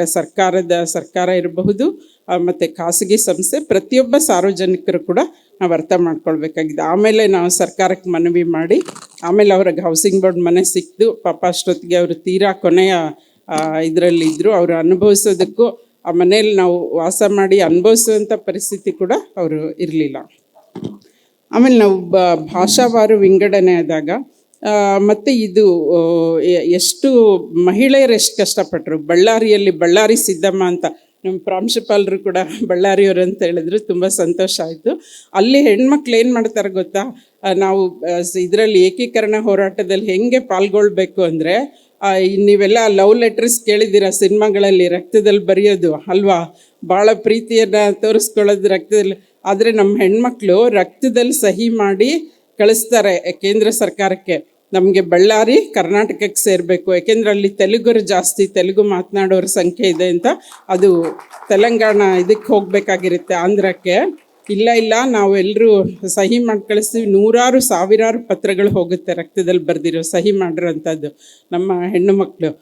ಆಮೇಲೆ ಮತ್ತು ಮಹಿಳಾ ಸಂಘಗಳು ಮಾಡಿಕೊಂಡು ಬೆಳಗಾವಿಯಲ್ಲಾಗ್ಬೋದು, ಧಾರವಾಡದಲ್ಲಿ, ಬಳ್ಳಾರಿಯಲ್ಲಿ ಮನೆಗಳಲ್ಲೇ ಎಲ್ಲ ಮಹಿಳೆಯರನ್ನ ಸೇರಿಸಿ ನಾವು ಏನೇನು ಮಾಡಬಹುದು ಏಕೀಕರಣ ಹೋರಾಟಕ್ಕೆ ಅಂತ ಹೇಳಿ ಖಾಲಿ ಕೊಡ ಹೊತ್ಕೊಂಡು ಹೋಗ್ತಾರೆ ತುಂಗಭದ್ರಾ ಕೆನಾಲ್ಗೆ. ಮನೆಯಿಂದ ಖಾಲಿ ಕೊಡ ಹೊತ್ಕೊಂಡೋಗಿ ಅದೊಂದು ಪ್ರತಿಭಟನೆಯ ಒಂದು ಮಾದರಿ.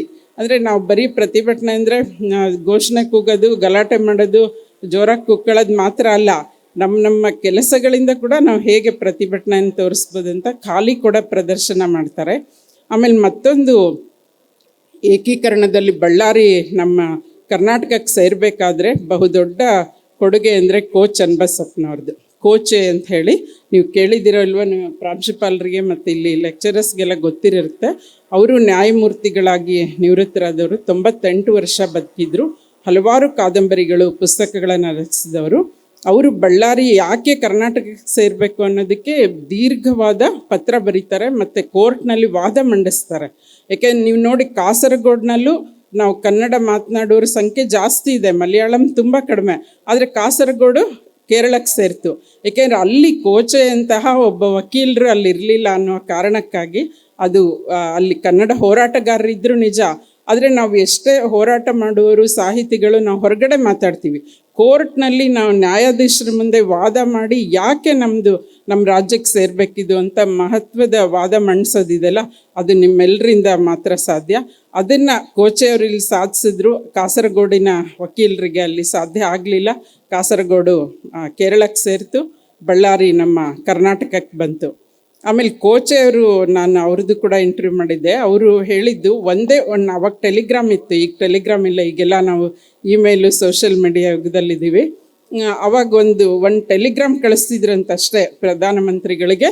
ಒಂದೇ ಲೈನಿನ ಒಂದು ವಾಕ್ಯದ ಒಂದು ಟೆಲಿಗ್ರಾಮ್ ಕಳಿಸಿದ್ರೆ ಸಾಕು, ಕೋಚೆಯವರು ಟೆಲಿಗ್ರಾಮ್ ಬಂದಿದೆ ಅಂದರೆ ಇಡೀ ಕೇಂದ್ರ ಸರ್ಕಾರ ಅಲರ್ಟ್ ಆಗ್ತಿತ್ತಂತೆ. ತಕ್ಷಣ ಅಲ್ಲಿಂದ ಇಲ್ಲಿ ಮುಖ್ಯಮಂತ್ರಿಗಳಿಗೆ ಮೆಸೇಜು, ಇಲ್ಲಿ ಕರ್ನಾಟಕದಲ್ಲಿ ಏನಾಗಬೇಕು, ಬಳ್ಳಾರಿಯಲ್ಲಿ ಏನಾಗಬೇಕು ಅಂತ ಹೋಗೋದಂತೆ ಸುದ್ದಿ. ಸೊ ಅಂತಹ ಒಂದು ಛಾತಿಯನ್ನು ನೀವು ವಕೀಲರು ಪಡೆದುಕೊಳ್ಳುವ, ಯಾಕೆಂದರೆ ಕಾನೂನು ನಿಮ್ಮ ಕೈಲಿದೆ. ಯಾವ ಆ್ಯಕ್ಟು, ಯಾವ ಇದು ಅಂತ ಹೇಳಿ ಎಲ್ಲವೂ ಕೂಡ ನಿಮ್ಮ ಬೆರಳ ತುದಿಯಲ್ಲಿ, ನಾಲಿಗೆ ತುದಿಯಲ್ಲಿ ಇರಬೇಕು.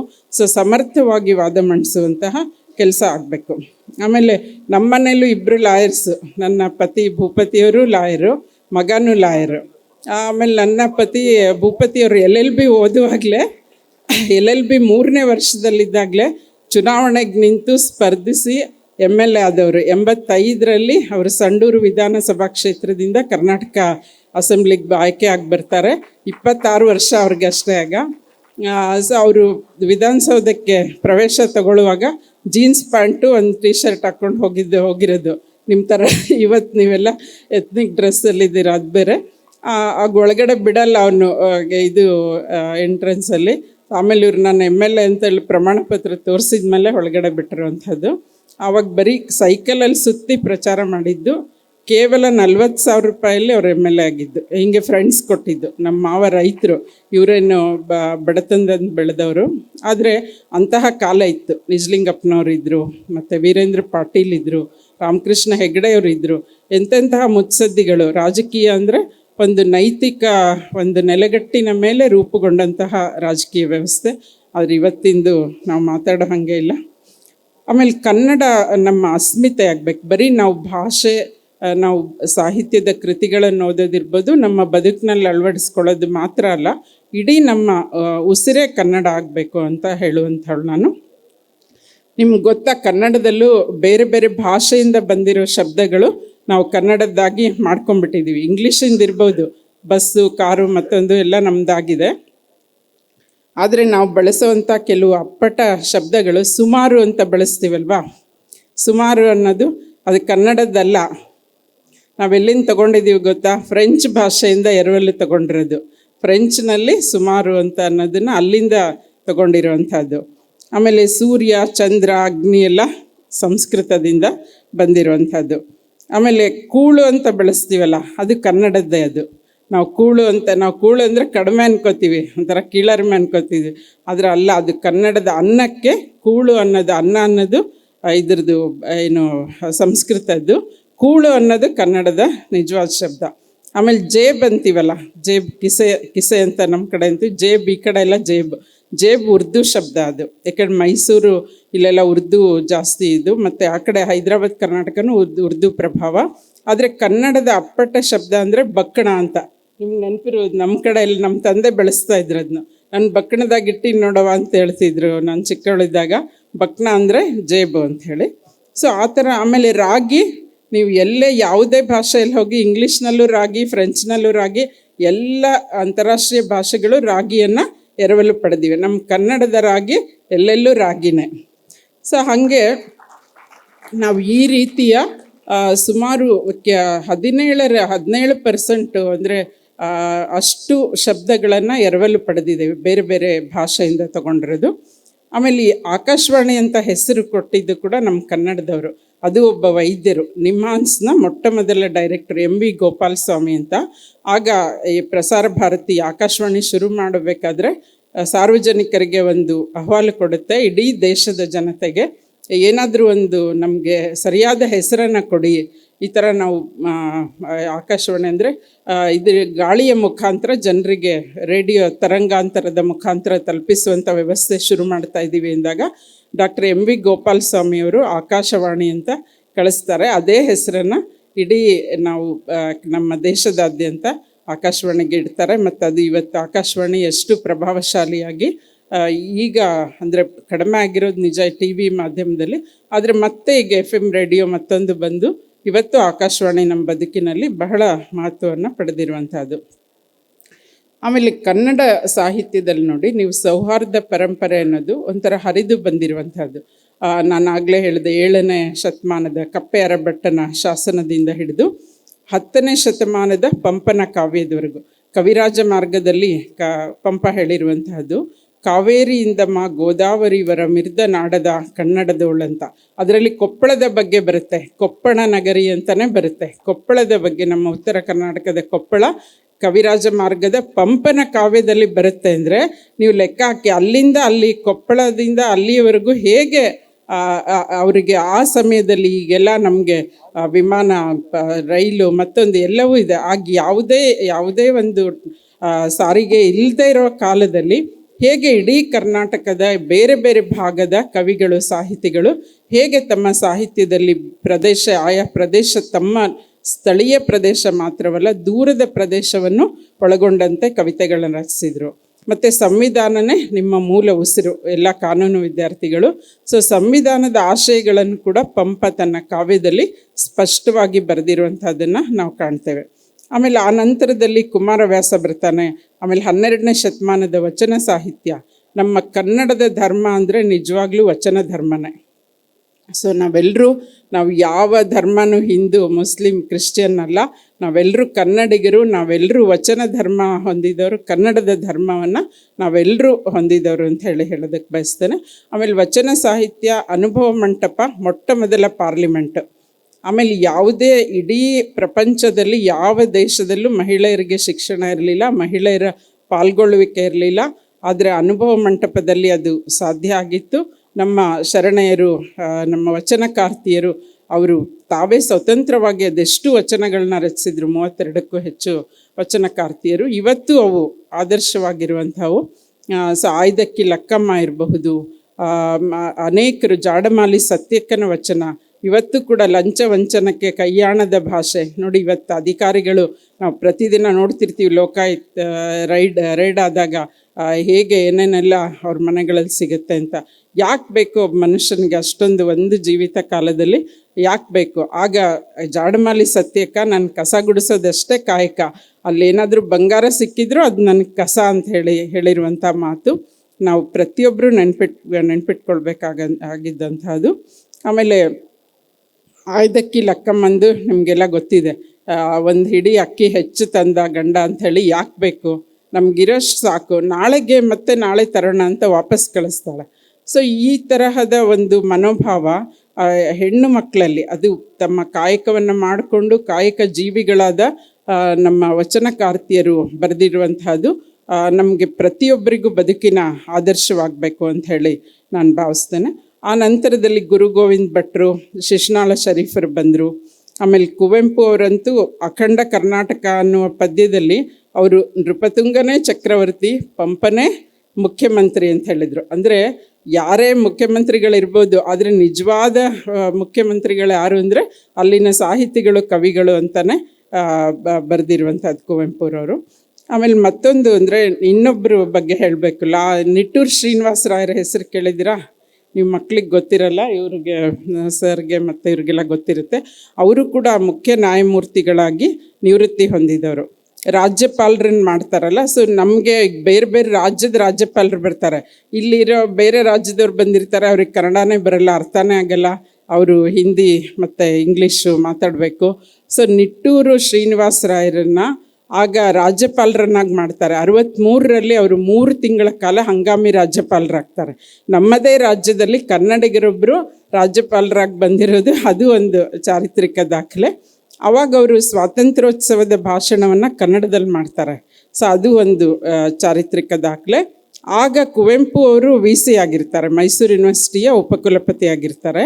ಅವರಾಗ ಹೇಳ್ತಾರೆ, ಇವಾಗೆಲ್ಲ ಈಗ ಸೋಷಿಯಲ್ ಮೀಡಿಯಾ ಥರ ಇದ್ದಿದ್ರೆ ಅದು ಇಡೀ ಪ್ರಪಂಚದಾದ್ಯಂತ ಅವ್ರ ಭಾಷಣ ಹರಿದಾಡಿರೋದು. ಆದರೆ ಅವಾಗೇನೂ ಇರಲಿಲ್ಲ. ಮರುದಿನ ಪತ್ರಿಕೆಯಲ್ಲಿ ವಿಷಯ ಓದಿ ಕುವೆಂಪು ಅವ್ರು ಏನು ಹೇಳ್ತಾರೆ, ನನ್ನ ಹೊಟ್ಟೆಗೆ ಹಂಡೆ ಹಾಲು ಸುರಿದಂತಾಯಿತು ಅಂತಾರೆ. ಕನ್ನಡದಲ್ಲಿ ರಾಜ್ಯಪಾಲರ ಭಾಷಣ ಕೇಳಿ, ಹಂಡೆ ಹಾಲು, ನಾವೆಲ್ಲ ಒಂದು ಲೋಟ ಹಾಲು, ಒಂದು ಚಂಬ ಹಾಲು, ಒಂದು ಗಿಂಡಿ ಹಾಲು ಅಂತ ಹೇಳ್ಬೋದು. ಅವರು ಹಂಡೆ ಹಾಲು ಸುರಿದಂತಾಯಿತು ಅಂತ ಅಷ್ಟು ಸಂತೋಷವನ್ನು ಅವ್ರು ಪಟ್ಟಿರುವಂಥದ್ದು.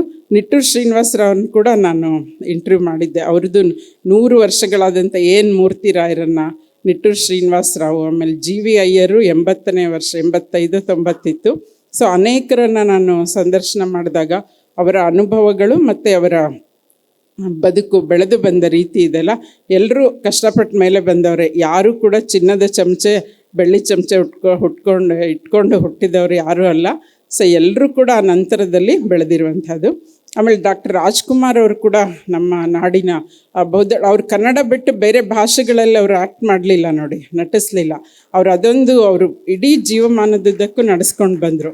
ಆಮೇಲೆ ಗೋಕಾಕ್ ಚಳುವಳಿಯಲ್ಲಿ ಪಾಲ್ಗೊಂಡು ಆ ಕಾರಣದಿಂದ ನಮಗೆ ಕನ್ನಡವನ್ನು ಒಂದು ಭಾಷೆಯಾಗಿ ಕಲಿಯೋದಕ್ಕೆ ಸಾಧ್ಯ ಆಯಿತು. ಅವಾಗಿಲ್ಲ ಅಂದರೆ ಸಂಸ್ಕೃತವನ್ನು ಮುಖ್ಯ ಭಾಷೆಯಾಗಿ ತಗೊಳ್ಳೋದಾಗಿ ಬಂದಿದ್ದರೆ ಕನ್ನಡ ಇನ್ನೂ ಹಿಂದೆ ಹೋಗ್ತಿತ್ತು.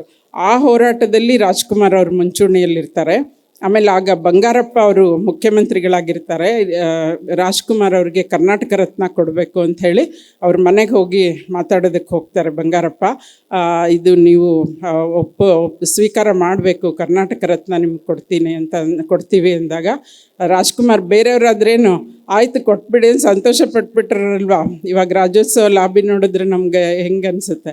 ಆದರೆ ರಾಜ್ಕುಮಾರ್ ಏನು ಹೇಳ್ತಾರೆ, ಈ ಬೇಡ ಸ್ವಾಮಿ, ನನಗಿಂತಲೂ ಹೆಚ್ಚು ಅರ್ಹರು ಇದ್ದಾರೆ, ಅವ್ರಿಗೆ ಕೊಡಿ, ಆಮೇಲೆ ನಂಗೆ ಕೊಡಿ ಅಂತಾರೆ. ಯಾರಿದ್ದಾರೆ ಸ್ವಾಮಿ ನಿಮಗಿಂತ ಅರ್ಹರು ಅಂತ ಕೇಳಿದಾಗ ರಾಷ್ಟ್ರಕವಿ ಕುವೆಂಪು ಅಂತ ಹೇಳ್ತಾರೆ. ಅವರು ಕುವೆಂಪು ಹೆಸರನ್ನು ಹೇಳ್ತಾರೆ. ನೀವು ಮೊದಲು ಕುವೆಂಪು ಅವ್ರಿಗೆ ಕೊಡಿ, ನಂತರ ಮುಂದಿನ ವರ್ಷ ನನಗೆ ಕೊಡಿ, ನಾನು ಸ್ವೀಕಾರ ಮಾಡ್ತೀನಿ ಅಂತಾರೆ. ಅದೇ ರೀತಿ ಬಂಗಾರಪ್ಪ ಅವರು ಮೊದಲು ಮೊದಲ ಕರ್ನಾಟಕ ರತ್ನವನ್ನು ಕುವೆಂಪುರವ್ರಿಗೆ ಕೊಡ್ತಾರೆ. ಆ ನಂತರ ರಾಜ್ಕುಮಾರ್ ಅವ್ರಿಗೆ ಮುಂದಿನ ವರ್ಷ ರಾಜ್ಕುಮಾರ್ ಸ್ವೀಕರಿಸ್ತಾರೆ. ಅವ್ರಿಗೆ ಅಂದರೆ ಅಷ್ಟು ಅಂದರೆ ಒಂದು ವ್ಯಕ್ತಿತ್ವ ನಾವು ಬೆಳೆದ ನಂತರ ನಮ್ಮಲ್ಲಿ ವಿನಯ ಮತ್ತು ವಿಧೇಯತೆ ಅನ್ನೋದಿದೆಯಲ್ಲ, ಅದು ಕೂಡ ವ್ಯಕ್ತಿತ್ವದ ಒಂದು ಭಾಗ. ಸೊ ರಾಜ್ಕುಮಾರ್ ಅವರಲ್ಲಿ ಅದು ಸದಾ ಇತ್ತು. ಆಮೇಲೆ ಅವ್ರ ಬಾಲ್ಯ ತುಂಬ ಕಷ್ಟದ್ದಾಗಿತ್ತು. ನಿಮ್ಗೆ ಗೊತ್ತಿದೆಯೋ ಇಲ್ಲ, ಅವರೊಂದು ಇಂಟರ್ವ್ಯೂಲ್ಲಿ ಹೇಳ್ಕೊಂಡಿದ್ರು, ಚಿಕ್ಕ ಹುಡುಗ ಇದ್ದಾಗ ಅವ್ರು ಯಾಕೆ 3ನೇ ಕ್ಲಾಸ್ಗೆ ಅವರು 3ನೇ ಕ್ಲಾಸ್ ಮಾತ್ರ ಓದಿರೋದು, ಓದೋಕ್ಕೆ ಬರೆಯೋಕ್ಕೆ ಆಗ್ತಾನೆ ಇಲ್ವಂತೆ. ಅವರಪ್ಪ ಹೊಡೆಯೋರಂತೆ, ದಿನ ಹೊಡೆಯೋದಂತೆ. ಒಂದು ಸರಿ ಅಂತೂ ಮುಖದ ಮೇಲೆ ಉಗಿದ್ ಬಿಟ್ಟಿದ್ರಂತೆ, ನಿನಗೆ ಓದಕ್ಕೆ ಬರಲ್ಲ, ಬರೆಯೋಕ್ಕೆ ಬರಲ್ಲ, ನಿನ್ನ ದಡ್ಡ ಅಂಥೇಳಿ. ಆಮೇಲೆ ಒಂದು ಸರಿ ಬಾಯಲ್ಲಿ ತಾಂಬೂಲ ಹಾಕ್ಕೊಂಡು ಉಗಿದ್ರೆ ಇಡೀ ಮುಖ ಅದು ಉಗುಳು ಆಗಿತ್ತಂತೆ. ಅವ್ರಿಗೆ ಕಣ್ಣು ಬಿಡೋಕ್ಕಾಗಿರ್ಲಿಲ್ವಂತೆ. ರಾಜ್ಕುಮಾರ್ ಅಷ್ಟು ನಾನು ಹೊಡೆಸ್ಕೊಂಡಿದ್ದೆ, ನನಗೆ ಆಗೋದಿಲ್ಲ ಇನ್ನು ಸ್ಕೂಲು ಅಂತ ನಾಟಕಕ್ಕೆ ಬರ್ತಾರೆ. ಅಲ್ಲಿ ಬಾಲಕೃಷ್ಣ ಇವ್ರಿಗೆ ಕನ್ನಡದ ಪಾಠ ಹೇಳ್ಕೊಡೋದು. ಅವರಿಗೆ ಉಚ್ಚಾರಣೆ ಮತ್ತು ಶಬ್ದದ ಏರಿಳಿತ ಮತ್ತು ಅಲ್ಪಪ್ರಾಣ ಮಹಾಪ್ರಾಣ. ಕವಿರತ್ನ ಕಾಳಿದಾಸ ನೀವೆಲ್ಲ ನೋಡಿರ್ಬೇಕು. ಕವಿರತ್ನ ಕಾಳಿದಾಸದ ಹೆಚ್ಚು ಕಡಿಮೆ ಇವರ ಬದುಕಿನ ಒಂದು ಕಥೆನೇ ಅದನ್ನು ಕೂಡ. ಸೊ ಮೊದಲು ಅವ್ರು ಹೇಗಿದ್ದರು, ಆ ನಂತರ ಹೇಗೆ ಬದಲಾವಣೆ ಆಯಿತು ಅನ್ನೋಂಥದ್ದು. ಸೊ ನೀವು ಯಾವುದೇ ಕ್ಷೇತ್ರ ತಗೊಳ್ಳಿ. ಆಮೇಲೆ ಮತ್ತೊಂದು ನಾನು ಏಕೀಕರಣದ ಬಗ್ಗೆ ಮತ್ತೆ ಮಾತಾಡಬೇಕಂದ್ರೆ, ಜಯದೇವಿ ತಾಯಿ ಲಿಗಾಡೆ ನಾವೆಲ್ಲರೂ ಮರಿಬಾರ್ದಂತಹ ಮತ್ತೊಂದು ಹೆಸರು. ಅವರು ಸೊಲ್ಲಾಪುರದಲ್ಲಿ ಹೊರಗಡೆ ಉರ್ದು ಶಾಲೆ ಬೋರ್ಡ್ ಹಾಕಿ ಒಳಗಡೆ ಕನ್ನಡ ಶಾಲೆಯನ್ನು ನಡೆಸ್ತಿರ್ತಾರೆ, ಹೆಣ್ಣು ಮಕ್ಕಳಿಗೆ ನಡೆಸ್ತಿರ್ತಾರೆ. ಸೊ ಅದನ್ನು ಗೊತ್ತಾಗಬಾರ್ದು ಹೊರಗಡೆ, ಅಂದರೆ ಬ್ರಿಟಿಷ್ ಸರ್ಕಾರಕ್ಕೆ ಆ ವಿಚಾರ ಹೋಗ್ದಂಗೆ ಅವರು ನೋಡ್ಕೊಂಡಿರುವಂಥದ್ದು ಇದೆಲ್ಲ, ಅದು ಬಹಳ ಮಹತ್ವದ್ದು ಅಂತ ಹೇಳಿ ನಂಗೆ ಅನಿಸುತ್ತೆ. ಸೊ ಆ ನಿಟ್ಟಿನಲ್ಲಿ ನಮಗೆ ಬಹಳಷ್ಟು ಏಕೀಕರಣದ ಹೋರಾಟದಲ್ಲಿರ್ಬೋದು ಮತ್ತು ಬೇರೆ ಬೇರೆ ವಿಚಾರಗಳಲ್ಲಿ ನಾವು ನೋಡ್ತೀವಿ. ಮತ್ತೊಬ್ಬ ವಕೀಲರು ಇತ್ತೀಚೆಗೆ ನಮಗೆ ಬೂಕರ್ ಪ್ರಶಸ್ತಿ ತಂದುಕೊಟ್ಟವರು ಯಾರು ಹೇಳಿ? ಬಾನು ಮುಷ್ತಾಕ್ ಅಲ್ವಾ? ಅಂತಾರಾಷ್ಟ್ರೀಯ ಮಟ್ಟದ ಅದು ಬೂಕರ್ ಪ್ರಶಸ್ತಿಯನ್ನು ತಂದುಕೊಟ್ಟವರು ವಕೀಲರು ಬಾನು ಮುಷ್ತಾಕ್. ನನ್ನ ಗೆಳತಿ ಕೂಡ ಅವರು ತಮಗೆ ಬಂದಂಥ ಕೇಸ್ಗಳ ವಿಷಯಗಳನ್ನ ಇಟ್ಕೊಂಡು ಕತೆಗಳನ್ನು ಬರೆದಂಥದ್ದು. ಅದನ್ನು ಸಮರ್ಥವಾಗಿ ದೀಪಾ ಭಾಸ್ತಿಯವರು ಅನುವಾದ ಮಾಡಿ ಅದು ಬೂಕರ್ ಅವಾರ್ಡ್ ಬಂದಿರುವಂಥದ್ದು ಕೂಡ. ಅಂದರೆ ವಕೀಲರಾಗಿದ್ದು ಸಾಹಿತ್ಯ ಕ್ಷೇತ್ರದ ಆಗ್ಬೋದು, ಬೇರೆ ಬೇರೆ ಕ್ಷೇತ್ರದಲ್ಲಿ ಸಾಧನೆಯನ್ನು ಮಾಡಿರುವಂಥ ಹಲವಾರು ವ್ಯಕ್ತಿತ್ವಗಳು ನಮ್ಮ ಎದುರಿಗಿವೆ. ಸೊ ಅವರೆಲ್ಲ ನಿಮಗೆ ಮಾದರಿ ಆಗಬೇಕು ಅಂತ ಹೇಳ್ತಾ, ಆಮೇಲೆ CH ಹನುಮಂತರಾಯ ಅವರು ಕೂಡ ಅಂಕಣಕಾರರು. ಅವರು ವಕೀಲರಾಗಿ ಅಂಕಣ ಬರೀತಾರೆ. ಮತ್ತು ಗೀತಾ ಕೃಷ್ಣಮೂರ್ತಿ ಬರೀತಾರೆ. ಮತ್ತು ಹೇಮಲತಾ ಮಹಿಷಿಯವರು, ಅವರು ಕರ್ನಾಟಕ ಲೇಖಕಿಯರ ಸಂಘದ ಅಧ್ಯಕ್ಷ ಆಗಿದ್ದರು, ವಕೀಲರು, ಇವತ್ತು ಪ್ರಾಕ್ಟೀಸ್ ಮಾಡ್ತಾರೆ. ಆಮೇಲೆ ಸುಶೀಲಾ ಚಿಂತಾಮಣಿ, ಹೀಗೆ ಅನೇಕರು ಇದ್ದಾರೆ ವಕೀಲ ವೃತ್ತಿಯಲ್ಲಿದ್ದು ಸಾಹಿತ್ಯದ ಸೇವೆಯನ್ನು ಮಾಡ್ಕೊಂಡು ಬರ್ತಾ ಇರುವಂಥವ್ರು. ಸೊ ಹಾಗಾಗಿ ಇವೆಲ್ಲವೂ ಕೂಡ ನಾವು ಕನ್ನಡದ ಒಂದು ಹೇಗೆ ನಾವು ಕನ್ನಡದ ಸೇವೆ ಮಾಡ್ಬೋದು ಅಂದರೆ, ಮನೆಯಲ್ಲಿ ಕನಿಷ್ಠ ಕನ್ನಡದ ಒಂದು 100 ಪುಸ್ತಕಗಳು, ಜ್ಞಾನಪೀಠ ಪ್ರಶಸ್ತಿ ಪುರಸ್ಕೃತರದು ಸೇರಿದಂತೆ ಅತ್ಯುತ್ತಮವಾದ 100 ಪುಸ್ತಕಗಳು ಪ್ರತಿ ಮನೆಯಲ್ಲಿರಬೇಕು ಅಂತ ನಾನು ಹೇಳ್ತೇನೆ. ಆಮೇಲೆ ಪ್ರತಿದಿನ ಒಂದು ಕನ್ನಡ ದಿನಪತ್ರಿಕೆಯನ್ನು ಇಂಗ್ಲೀಷ್ ಓದಿ, ಕನ್ನಡದ ದಿನಪತ್ರಿಕೆ, ಒಂದು ಇಂಗ್ಲೀಷ್ ದಿನಪತ್ರಿಕೆ, ಎರಡನ್ನು ಓದೋದನ್ನು ನೀವು ಅಭ್ಯಾಸ ಮಾಡ್ಕೊಳ್ಳಿ. ಆಮೇಲೆ ಸಹಿಯನ್ನು ಕನ್ನಡದಲ್ಲಿ ಮಾಡಿ ನೋಡಿ, ಅದರ ಸುಂದರತೆ ಹೇಗಿರುತ್ತೆ ಅನ್ನೋದು ನಿಮಗೆ ಅರ್ಥ ಆಗುತ್ತೆ. ಆಮೇಲೆ ನಾವು GPS ಬಳಸುವಾಗ ಕನ್ನಡವನ್ನು ಬಳಸ್ಬೋದು, ATM ಬಳಸುವಾಗ ಕನ್ನಡವನ್ನು ಬಳಸ್ಬೋದು. ATMಲ್ಲಿ ನಾವು ಕನ್ನಡ ಬಳಸೋದೇ ಇಲ್ಲ ಅಂತ ಅದನ್ನ ತೆಗೆದೇ ಬಿಡೋಕ್ಕೆ ಹೊರಟಿದ್ರು. ಆಮೇಲೆ ನಾವು ಎಲ್ಲ ಕಡೆಗೂ ಅದನ್ನ ಪ್ರಚಾರ ಮಾಡಿ ಇಲ್ಲ ಎಲ್ಲರೂ ಬಳಸೋಕ್ಕೆ ಶುರು ಮಾಡಿ, ಇಲ್ಲಾಂದರೆ ATMನಲ್ಲಿ ಅದು ಮಾಯ ಆಗಿಬಿಡುತ್ತೆ, ನಾವು ಬಳಸದೆ ಹೋದರೆ ಖಂಡಿತ ಅದು ಹೋಗಿಬಿಡುತ್ತೆ. ಸೊ ಹಾಗಾಗಿ ನಮ್ಗೆ ಎಲ್ಲೆಲ್ಲಿ ಸಾಧ್ಯನೋ ಅಲ್ಲಲ್ಲಿ ಕನ್ನಡವನ್ನು ನಾವು ನಮ್ಮ ಅಸ್ಮಿತೆಯಾಗಿ, ಮತ್ತು ಕನ್ನಡ ಪ್ರಜ್ಞೆ ಅನ್ನೋದು ನಾವು ಆವಾಹಿಸ್ಕೊಳ್ಬೇಕು. ಅದು ಸುಮ್ಮನೆ ಬರೋದಿಲ್ಲ. ನಾನು ಯಾವುದೇ ದೇಶಕ್ಕೆ ಹೋಗಲಿ, ಜಪಾನ್ ಹೋಗಲಿ, ಅಮೇರಿಕಾ ಹೋಗಲಿ, ಎಲ್ಲ ಕಡೆಯೂ ಕನ್ನಡದಲ್ಲೇ ಮಾತಾಡಿದ್ದೀನಿ. ಯಾಕೆಂದರೆ ಇಂಟರ್ಪ್ರಿಟರ್ ಇರ್ತಾರೆ, ಅದೆಲ್ಲ ಅನುವಾದ ಆಗಿ ಜನರಿಗೆ ಹೋಗುತ್ತೆ. ನಾವು ಯಾಕೆ ಇಂಗ್ಲೀಷ್ ನಮಗೆಲ್ಲ ಅರ್ಥ ಆಗಿಲ್ವೋ, ನಮಗೆ ಟೆಕ್ನಿಕಲ್ ವಿಷಯಗಳಿದ್ದಾಗ ನಾವು ಇಂಗ್ಲೀಷ್ ಕಲಿಯೋಣ, ಅರ್ಥಕೊಳ್ಳೋಣ. ಆದರೆ ನಮ್ಮ ಬದುಕಿನಲ್ಲಿ ಅಳವಡಿಸ್ಕೊಳ್ಬೇಕಾಗಿದ್ದು ಕನ್ನಡದ ಒಂದು ಇದನ್ನು ಸಾರಬೇಕಾಗಿರೋದು ಬಹಳ ಮಹತ್ವದ್ದು ಅಂತ ಹೇಳ್ತಾ, ಸೊ ನನಗೆ ಇಲ್ಲಿ ಇವತ್ತು ಕರೆದು ನಿಮ್ಮ ಜೊತೆ ಮಾತಾಡೋದಕ್ಕೆ ಅವಕಾಶ ಮಾಡಿಕೊಟ್ಟಿದ್ದಕ್ಕಾಗಿ, ನಾನು ಹೆಚ್ಚು ಸಮಯ ತೊಗೊಂಡಾಗ ಗೊತ್ತಿಲ್ಲ ಸಾಹಿತ್ಯ.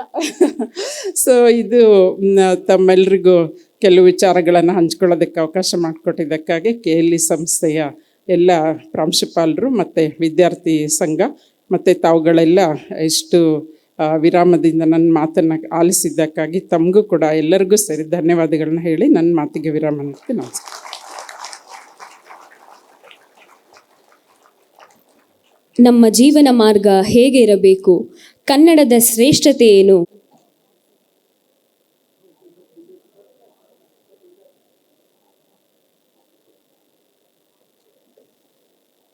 ಇನ್ನೊಂದು ಅಭಿನಂದನೆ ಸಲ್ಲಿಸ್ಬೇಕು ನಿಮ್ಮ ಸಂಸ್ಥೆಗೆ. ನನ್ನ ಗ್ಲಾಸ್ ಬಾಟ್ಲ್, ನಾನು ಎಲ್ಲ ಕಡೆ ಪ್ಲಾಸ್ಟಿಕ್ ಬಾಟ್ಲ್ ಇಡ್ತಾರೆ ಅಂತ ನಾನು ಗ್ಲಾಸ್ ಬಾಟ್ಲ್ ಕ್ಯಾರಿ ಮಾಡ್ತೀನಿ. ಪರಿಸರ ಸ್ನೇಹಿ, ನಾವೆಲ್ಲರೂ ಸ್ಟೀಲ್ ಅಥವಾ ಗ್ಲಾಸನ್ನು ಬಳಕೆ ಮಾಡೋಣ, ಆದರೆ ನಿಮ್ಮಲ್ಲಿ ಅವರೇನೆ ಗ್ಲಾಸ್ ಬಾಟ್ಲ್ಸನ್ನು ಇಟ್ಟಿರೋಂಥದ್ದು ಅದು ನನಗೆ ಖುಷಿ ಆಯಿತು. ಬೇರೆ ಸಂಸ್ಥೆಗಳಿಗೆ ಹೋದಾಗ ಇದನ್ನು ಹೇಳ್ತೀನಿ, ನನ್ನ KLE ಸಂಸ್ಥೆಯನ್ನು ನೋಡಿ ಕಲೀರಿ ಅಂತ.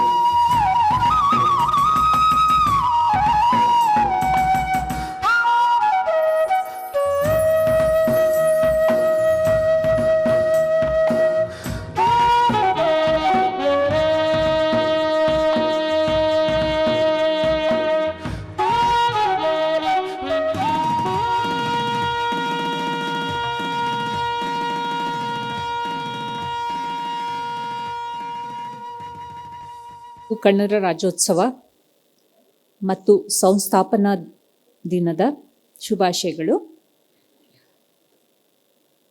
ಇಂದಿನ ಮುಖ್ಯ ಅತಿಥಿಗಳಾದ ಡಾಕ್ಟರ್ ವಸುಂಧರಾ ಭೂಪತಿ, ಪ್ರಾಂಶುಪಾಲರು ಡಾಕ್ಟರ್ J. ಮಲ್ಲಿಕಾರ್ಜುನಯ್ಯ,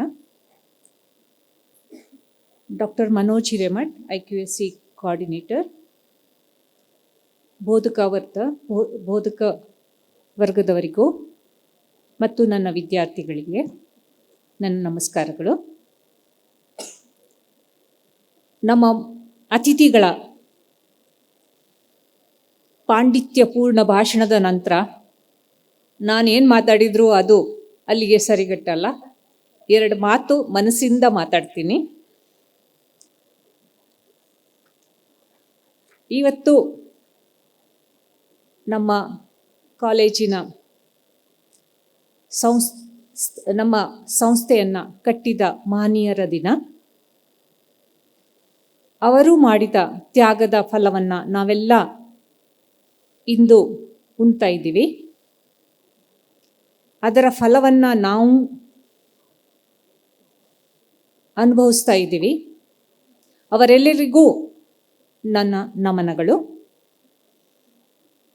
ಹಾಗೂ ಹಿಂದೆ ಕರ್ನಾಟಕ ಬೇರೆ ಬೇರೆ ಭಾಗಗಳಲ್ಲಿ ಚದುರಿ ಹೋಗಿತ್ತು. ಅದನ್ನೆಲ್ಲ ಏಕೀಕರಣಗೊಳಿಸಿ ಕರ್ನಾಟಕ ಎಂದು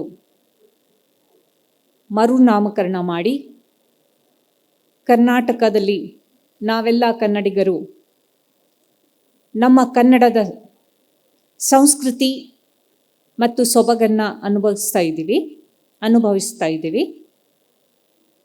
ಅದಕ್ಕೆ ಕಾರಣರಾದ ಎಲ್ಲ ಸಾಹಿತಿಗಳಿಗೆ, ಎಲ್ಲ ಮಹನೀಯರಿಗೆ ನನ್ನ ನಮನಗಳು. ಒಂದು ಮಾತು ಇಲ್ಲಿ ನಾನು ಹೇಳಬೇಕಂತ ಬಯಸಿರೋದು,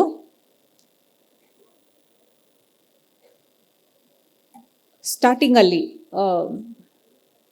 ಒಂದು ನೃತ್ಯ ರೂಪಕವನ್ನು ಪ್ರದರ್ಶನ ಮಾಡಿದರು.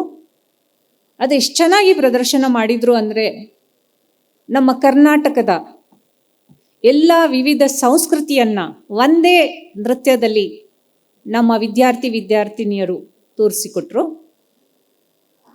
ಅದು ಯಕ್ಷಗಾನ ಆಗಿರ್ಬೋದು, ಕೋಲಾಟ ಆಗಿರ್ಬೋದು, ಜಾನಪದ ನೃತ್ಯ ಆಗಿರ್ಬೋದು, ಸೊ ತುಂಬ ವಿಧದ ಅಥವಾ ಕೂರ್ಗಿನ ಒಂದು ಸಂಸ್ಕೃತಿಯನ್ನು ಬಿಂಬಿಸೋ ನೃತ್ಯ ಶೈಲಿ ಆಗಿರ್ಬೋದು. 5 ನಿಮಿಷದ ಪ್ರದರ್ಶನದಲ್ಲಿ ಕರ್ನಾಟಕದ ವಿವಿಧ ಸಂಸ್ಕೃತಿಯನ್ನು ನಮ್ಮ ವಿದ್ಯಾರ್ಥಿಗಳು ಪ್ರದರ್ಶನ ನೀಡಿದರು. ಅದು ತೋರಿಸುತ್ತೆ ನಮ್ಮ ಕರ್ನಾಟಕ ಎಷ್ಟು ಶ್ರೀಮಂತ ರಾಜ್ಯ ಅಂತ.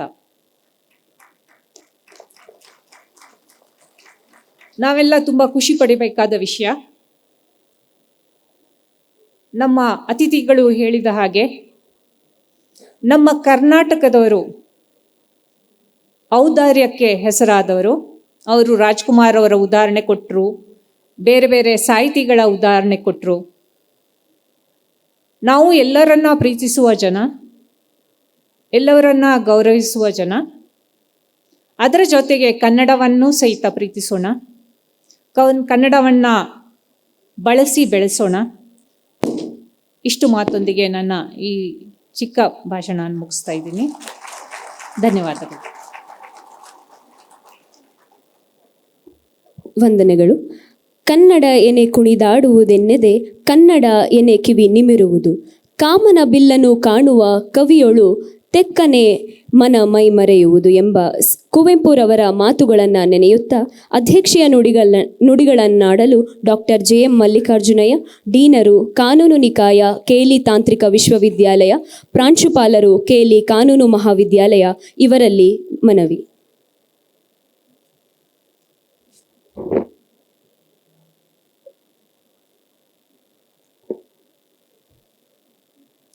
ಅಕ್ಷರ ದಾಸೋಹ ಆರೋಗ್ಯ ದಾಸೋಹಕ್ಕೆ ಕೀರ್ತಿವೆತ್ತ KLE ಸಂಸ್ಥೆಯ 110ನೇ ಸಂಭ್ರಮಾಚರಣೆ. ಈ ಸಂಭ್ರಮಾಚರಣೆಗೆ ವೃತ್ತಿಯಿಂದ ವೈದ್ಯೆಯು, ಪ್ರವೃತ್ತಿಯಿಂದ ಲೇಖಕಿಯು, ಸಾಹಿತಿಯು ಮತ್ತು ಎರಡೂ ರಂಗಗಳಲ್ಲಿ ಸಾಧನೆಗೈದ ಡಾಕ್ಟರ್ ವಸುಂಧರಾ ಭೂಪತಿಯವರೇ, ಅದರಲ್ಲೂ ನನ್ನೂರಿನ ಬಳ್ಳಾರಿ ಜಿಲ್ಲೆಯ ಹೆಮ್ಮೆಯ ಪುತ್ರಿಯೂ ಆತ್ಮೀಯ ಸಹೋದರಿಯೂ ಆದ ವಸುಂಧರಾ ಭೂಪತಿಯವರೇ, ಅತ್ಯುತ್ತಮ ಕನ್ನಡ ಪ್ರದರ್ಶನ ನೀಡಿದ ಮನೋಜ್ ಕುಮಾರ್ ಹಿರೇಮಠರವರೇ, ಮನದಾಳದಿಂದ ಆತ್ಮೀಯ ಮಾತುಗಳನ್ನಾಡಿದ ಅನಿತಾ ಅವರೇ, ಸಹೋದ್ಯೋಗಿ ಮಿತ್ರರೇ, ವಿದ್ಯಾರ್ಥಿ ಮಿತ್ರರೇ, ಸಭಾಂಗಣದಲ್ಲಿ ಕಿಕ್ಕೆರೆದು ನೆರೆದಿರುವ ಕನ್ನಡಾಭಿಮಾನಿಗಳೇ, ಮನೋರಂಜನಾಭಿಮಾನಿಗಳೇ, ಕನ್ನಡ ಮನೋರಂಜನಾಭಿಮಾನಿಗಳೇ ಮತ್ತು ಎಲ್ಲ ಕನ್ನಡ ಮನಸ್ಸುಗಳೇ,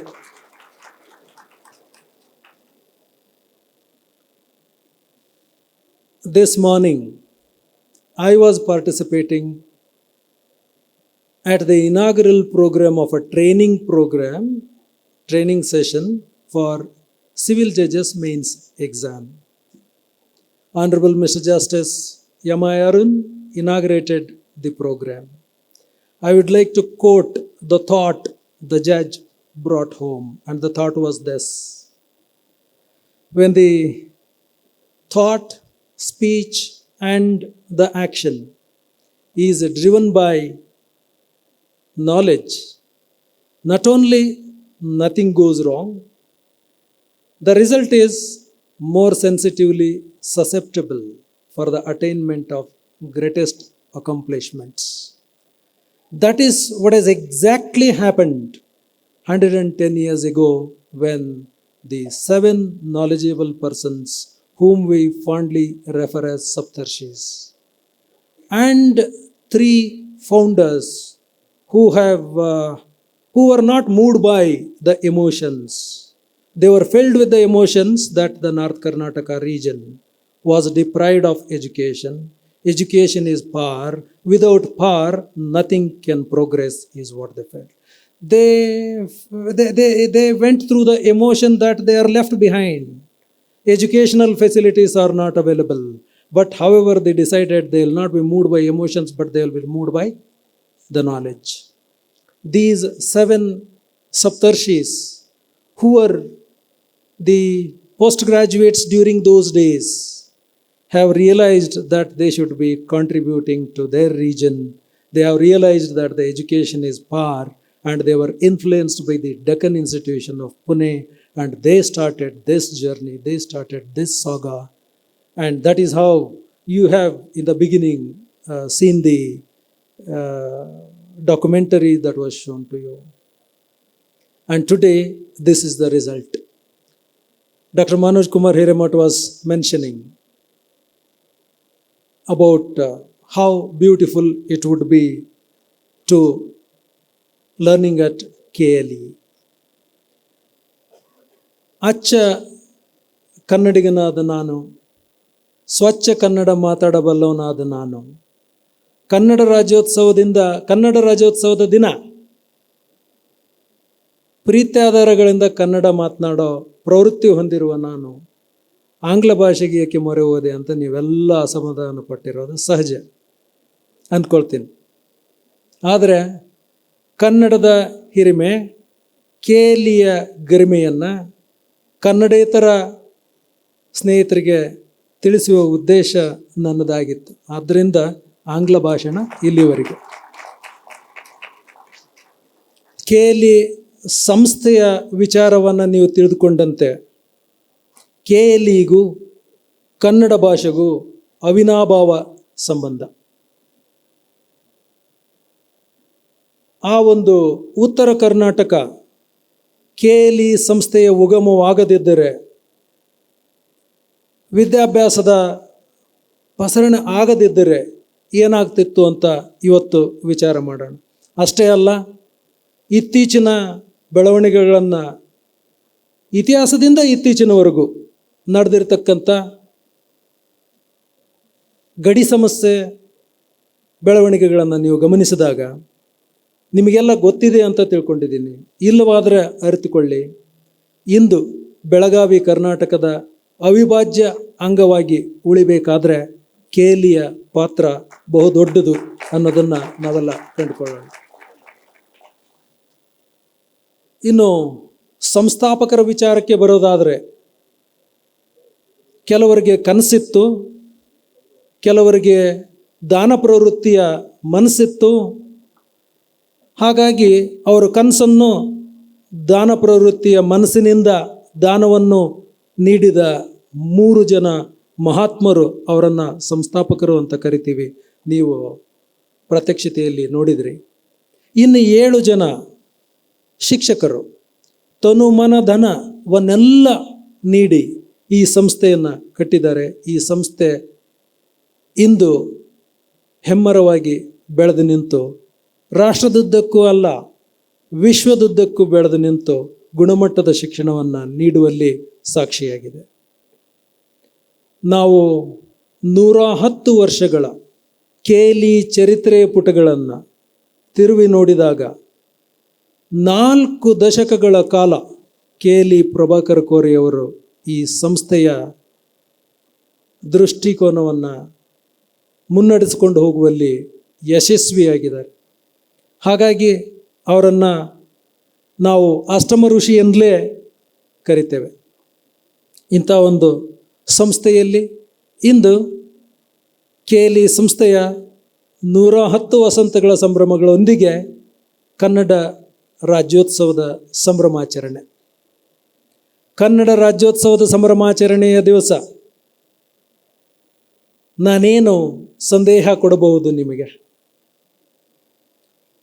ಕೆಲ ಸಂದೇಹಗಳು,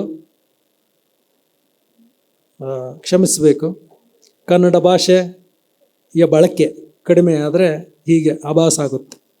ಸಂದೇಹಗಳಲ್ಲ, ನಾನು ಸಂದೇಶಗಳ ಬಗ್ಗೆ ಮಾತಾಡ್ತಾ ಇದ್ದೆ. ಆ ಸಂದೇಶ ಸಾಮಾನ್ಯವಾಗಿ ಬಹು ಗುರುತರವಾದ್ದರಿಂದ ಸಾಮಾನ್ಯವಾಗಿರುತ್ತೆ, ಹೇಳಿದ್ದನ್ನೇ ಹೇಳಬೇಕಾಗಿರುತ್ತೆ. ಅಂಥ ಒಂದು ಸಂದೇಶ ನಾನು ಹೇಳಲಿಕ್ಕೆ ಇಷ್ಟಪಡೋದು ಈ ಹಿಂದೆ ಈಗಾಗಲೇ ಹೇಳಿದ್ದು. ನಾವೆಲ್ಲರೂ ಕನ್ನಡ ಬಳಸಬೇಕು, ಬೆಳೆಸಬೇಕು. ಮಾತಾಡಬೇಕು, ಮಾತಾಡಿಸ್ಬೇಕು. ಇದಂತೂ ಮುಖ್ಯ. ಇದ್ರ ಜೊತೆಗೆ ನಾನು ಯಾವಾಗಲೂ ಹೇಳ್ತೇನೆ, ಕನ್ನಡ ಬಳಸೋದ್ರಿಂದ ದೊಡ್ಡದಾಗಿ ಕನ್ನಡ ಬೆಳೆಯೋದಿಲ್ಲ. ಕನ್ನಡ ಬರೀ ಮಾತಾಡಿಸೋದ್ರಿಂದ ದೊಡ್ಡದಾಗಿ ಬೆಳೆಯೋದಿಲ್ಲ. ದೊಡ್ಡದಾಗಿ ಕನ್ನಡ ಬೆಳಿಬೇಕಂತ ಹೇಳಿದ್ರೆ ಮಾತಾಡಿಸೋದ್ರ ಜೊತೆಗೆ ಬೆಳೆಸೋದ್ರ ಜೊತೆಗೆ ಈಗಾಗಲೇ ಮುಖ್ಯ ಅತಿಥಿಯವರು ಹೇಳಿದ ಹಾಗೆ ಕನ್ನಡ ದಿನಪತ್ರಿಕೆಗಳನ್ನು ಓದ್ತಕ್ಕಂಥ ಅಭ್ಯಾಸ, ಕನ್ನಡ ಸಾಹಿತ್ಯವನ್ನು ಓದ್ತಕ್ಕಂಥ ಅಭ್ಯಾಸ, ಕನ್ನಡ ರಚನೆ ಮಾಡ್ತಕ್ಕಂಥ ಅಭ್ಯಾಸವನ್ನು ನಾವೆಲ್ಲ ಮೈಗೂಡಿಸಿಕೊಳ್ಬೇಕು. ಆಗ ಮಾತ್ರ ಕನ್ನಡ ಉಳಿಲಿಕ್ಕೆ ಸಾಧ್ಯ. ಇನ್ನು ಕನ್ನಡ ಯಾಕೆ ಉಳಿಬೇಕಂತ ಹೇಳಿದ್ರೆ, ಈ ಮಾತನ್ನು ನಾನು ಯಾವಾಗಲೂ ಹೇಳ್ತಾ ಇರ್ತೀನಿ, ಅದು ಕನ್ನಡ ಇರಲಿ ಮತ್ತು ಯಾವುದೇ ಭಾಷೆ ಇರಲಿ, ಕನ್ನಡ ಅಥವಾ ಯಾವುದೇ ಭಾಷೆ ಸಂಸ್ಕೃತಿಯೊಂದಿಗೆ ಮಿಳಿತವಾಗಿರುತ್ತೆ. ಕನ್ನಡ ಸಂಸ್ಕೃತಿ ನಾವೇನು ವಿಜೃಂಭಿಸ್ತಿದ್ದೀವಲ್ಲ, ಅದು ಉಳಿಬೇಕಂದ್ರೆ ಕನ್ನಡ ಭಾಷೆಯ ಉಪಯೋಗ, ಕನ್ನಡ ಭಾಷೆಯ ಬೆಳವಣಿಗೆ ಆಗಬೇಕು. ಆ ಕಾರಣಕ್ಕಾಗಿ ನೀವು ಕನ್ನಡ ಬೆಳೆಸೋ ಕೆಲಸವನ್ನು ಮಾಡಬೇಕು. ಇನ್ನೊಂದು ವಿಷಯವನ್ನು ನಾನಿಲ್ಲಿ ಹಂಚಿಕೊಳ್ಳಬೇಕು.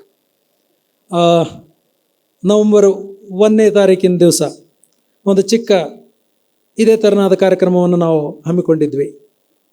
ಅರ್ಚನಾ ಉಡುಪರವರು ಒಂದು ಮಾತು ಹೇಳಿದರು, ಕಿಲ್ ದೆಮ್ ವಿತ್ ಕೈಂಡ್ನೆಸ್ ಅಂತ. ನೀವು ಕನ್ನಡ ಮಾತಾಡಿ, ಬೆಂಗಳೂರಲ್ಲಿ ಕನ್ನಡಿಗರ ಸಂಖ್ಯೆ ಶೇಕಡಾವಾರು ಎಷ್ಟು ಅಂತ ನಿಮ್ಗೆ ಆಲ್ರೆಡಿ ಗೊತ್ತಿರ್ತದೆ. ಅಂಕಿ ಅಂಶಗಳ ಅರಿವಿಲ್ದಿದ್ರೂ ಅತ್ಯಂತ ಕಡಿಮೆ ಅನ್ನೋ ಅರಿವು ನನಗಿದೆ. ತುಂಬ ದೊಡ್ಡದಾಯ್ತು ಅನ್ಕೋತೀನಿ, 29. ಓಕೆ, ಶೇಕಡಾವಾರು 29 ಅಂತೆ. ಅದು ದೊಡ್ಡದು ಅನ್ಕೊಳ್ತೀನಿ ನಾನು. ಆ ಪರಿಸ್ಥಿತಿ ಬೆಂಗಳೂರಿನಲ್ಲಿ ಬಂದಿರೋದ್ರಿಂದ ಕನ್ನಡ ಮಾತಾಡ್ತಾ, ಕನ್ನಡ ಮಾತಾಡಿಸ್ತಾ, ಕನ್ನಡವನ್ನು ಕಲಿಸ್ತಾ ಹೋಗುವ ನಿಟ್ಟಿನಲ್ಲಿ ಸಹಿಷ್ಣುಗಳಾದ ನಾವು ಈ ಮೇಡಮ್ ಉಡುಪ ಅವರ ಮಾತನ್ನು ಮತ್ತೊಮ್ಮೆ ಮನವರಿಕೆ ಮಾಡಿಕೊಂಡು ಅಸಹಿಷ್ಣುಗಳಾಗದೆ, ಹಿಂಸೆ ಮಾಡದೆ, ಕನ್ನಡೇತರರಿಗೆ ಪ್ರೀತಿಯಿಂದ ಕನ್ನಡ ಕಲಿಸುವ ಕೆಲಸ ನಮ್ಮದೆಲ್ಲ ಆಗಲಿ ಅಂತ ಹೇಳ್ತೇನೆ. ಇನ್ನು ಕೊನೆಯದಾಗಿ ನಾವು ಇವತ್ತೊಂದು ಶಪಥ ಮಾಡೋಣ.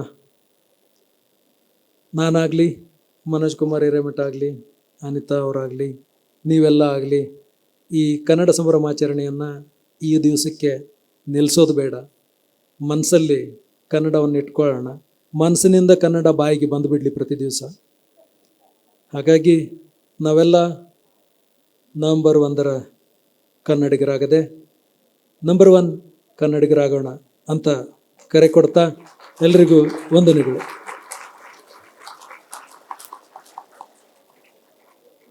ಮಾನ್ಯರಿಗೆ ವಂದನೆಗಳು. ಪ್ರತಿಯೊಂದು ಹಾದಿಗೂ ಅಂತ್ಯವಿರುತ್ತದೆ.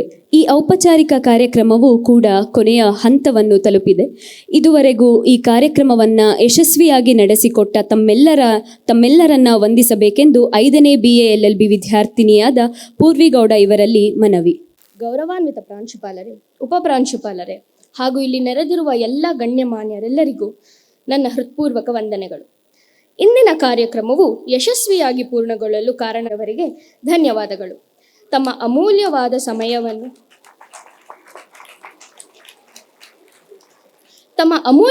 ಸಮಯವನ್ನು ಮೀಸಲಿರಿಸಿ ಬಂದು ನಮ್ಮನ್ನು ಪ್ರೇರೇಪಿಸಿದ್ದಕ್ಕಾಗಿ ಹೃತ್ಪೂರ್ವಕ ಧನ್ಯವಾದಗಳು. ನಮ್ಮ ಕಾಲೇಜಿನ ದಾರಿದೀಪವಾದ ಗೌರವಾನ್ವಿತ ಪ್ರಾಂಶುಪಾಲರಾದ ಪ್ರೊಫೆಸರ್ ಡಾಕ್ಟರ್ JM ಮಲ್ಲಿಕಾರ್ಜುನಯ್ಯ ಅವರಿಗೆ ಧನ್ಯವಾದಗಳು. ನಿಮ್ಮ ಮಾರ್ಗದರ್ಶನ ಮತ್ತು ಪ್ರೋತ್ಸಾಹವಿಲ್ಲದೆ ಇಂತಹ ಕಾರ್ಯಕ್ರಮ ಯಶಸ್ಸು ಸಾಧ್ಯವಿರುತ್ತಿರಲಿಲ್ಲ.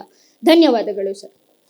ನಮ್ಮ ಕೃತಜ್ಞತೆಯ ಸಂಕೇತವಾಗಿ ನೆನಪಿನ ಕಾಣಿಕೆಯನ್ನು ಸಮರ್ಪಿಸಬೇಕಾಗಿ ಡಾಕ್ಟರ್ ವಿಷ್ಣು ಪ್ರಸಾದ್ ಹಾಗೂ ಡಾಕ್ಟರ್ ಮಹೇಶ್ R ಶರಣಪ್ಪರವರನ್ನು ಕೇಳಿಕೊಳ್ಳುತ್ತೇನೆ.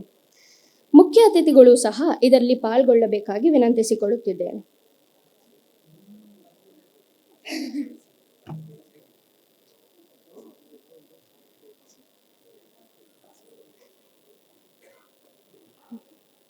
ಸದಾ ಸಹಾಯ ಹಸ್ತ ನೀಡುವ ನಮ್ಮ ಗೌರವಾನ್ವಿತ ಡಾಕ್ಟರ್ ಅನಿತಾ MJ ಉಪಪ್ರಾಂಶುಪಾಲರು ಹಾಗೂ ಸ್ನಾತಕೋತ್ತರ ವಿಭಾಗದ ಮುಖ್ಯಸ್ಥರು ಅವರಿಗೂ ಹೃತ್ಪೂರ್ವಕ ಧನ್ಯವಾದಗಳು.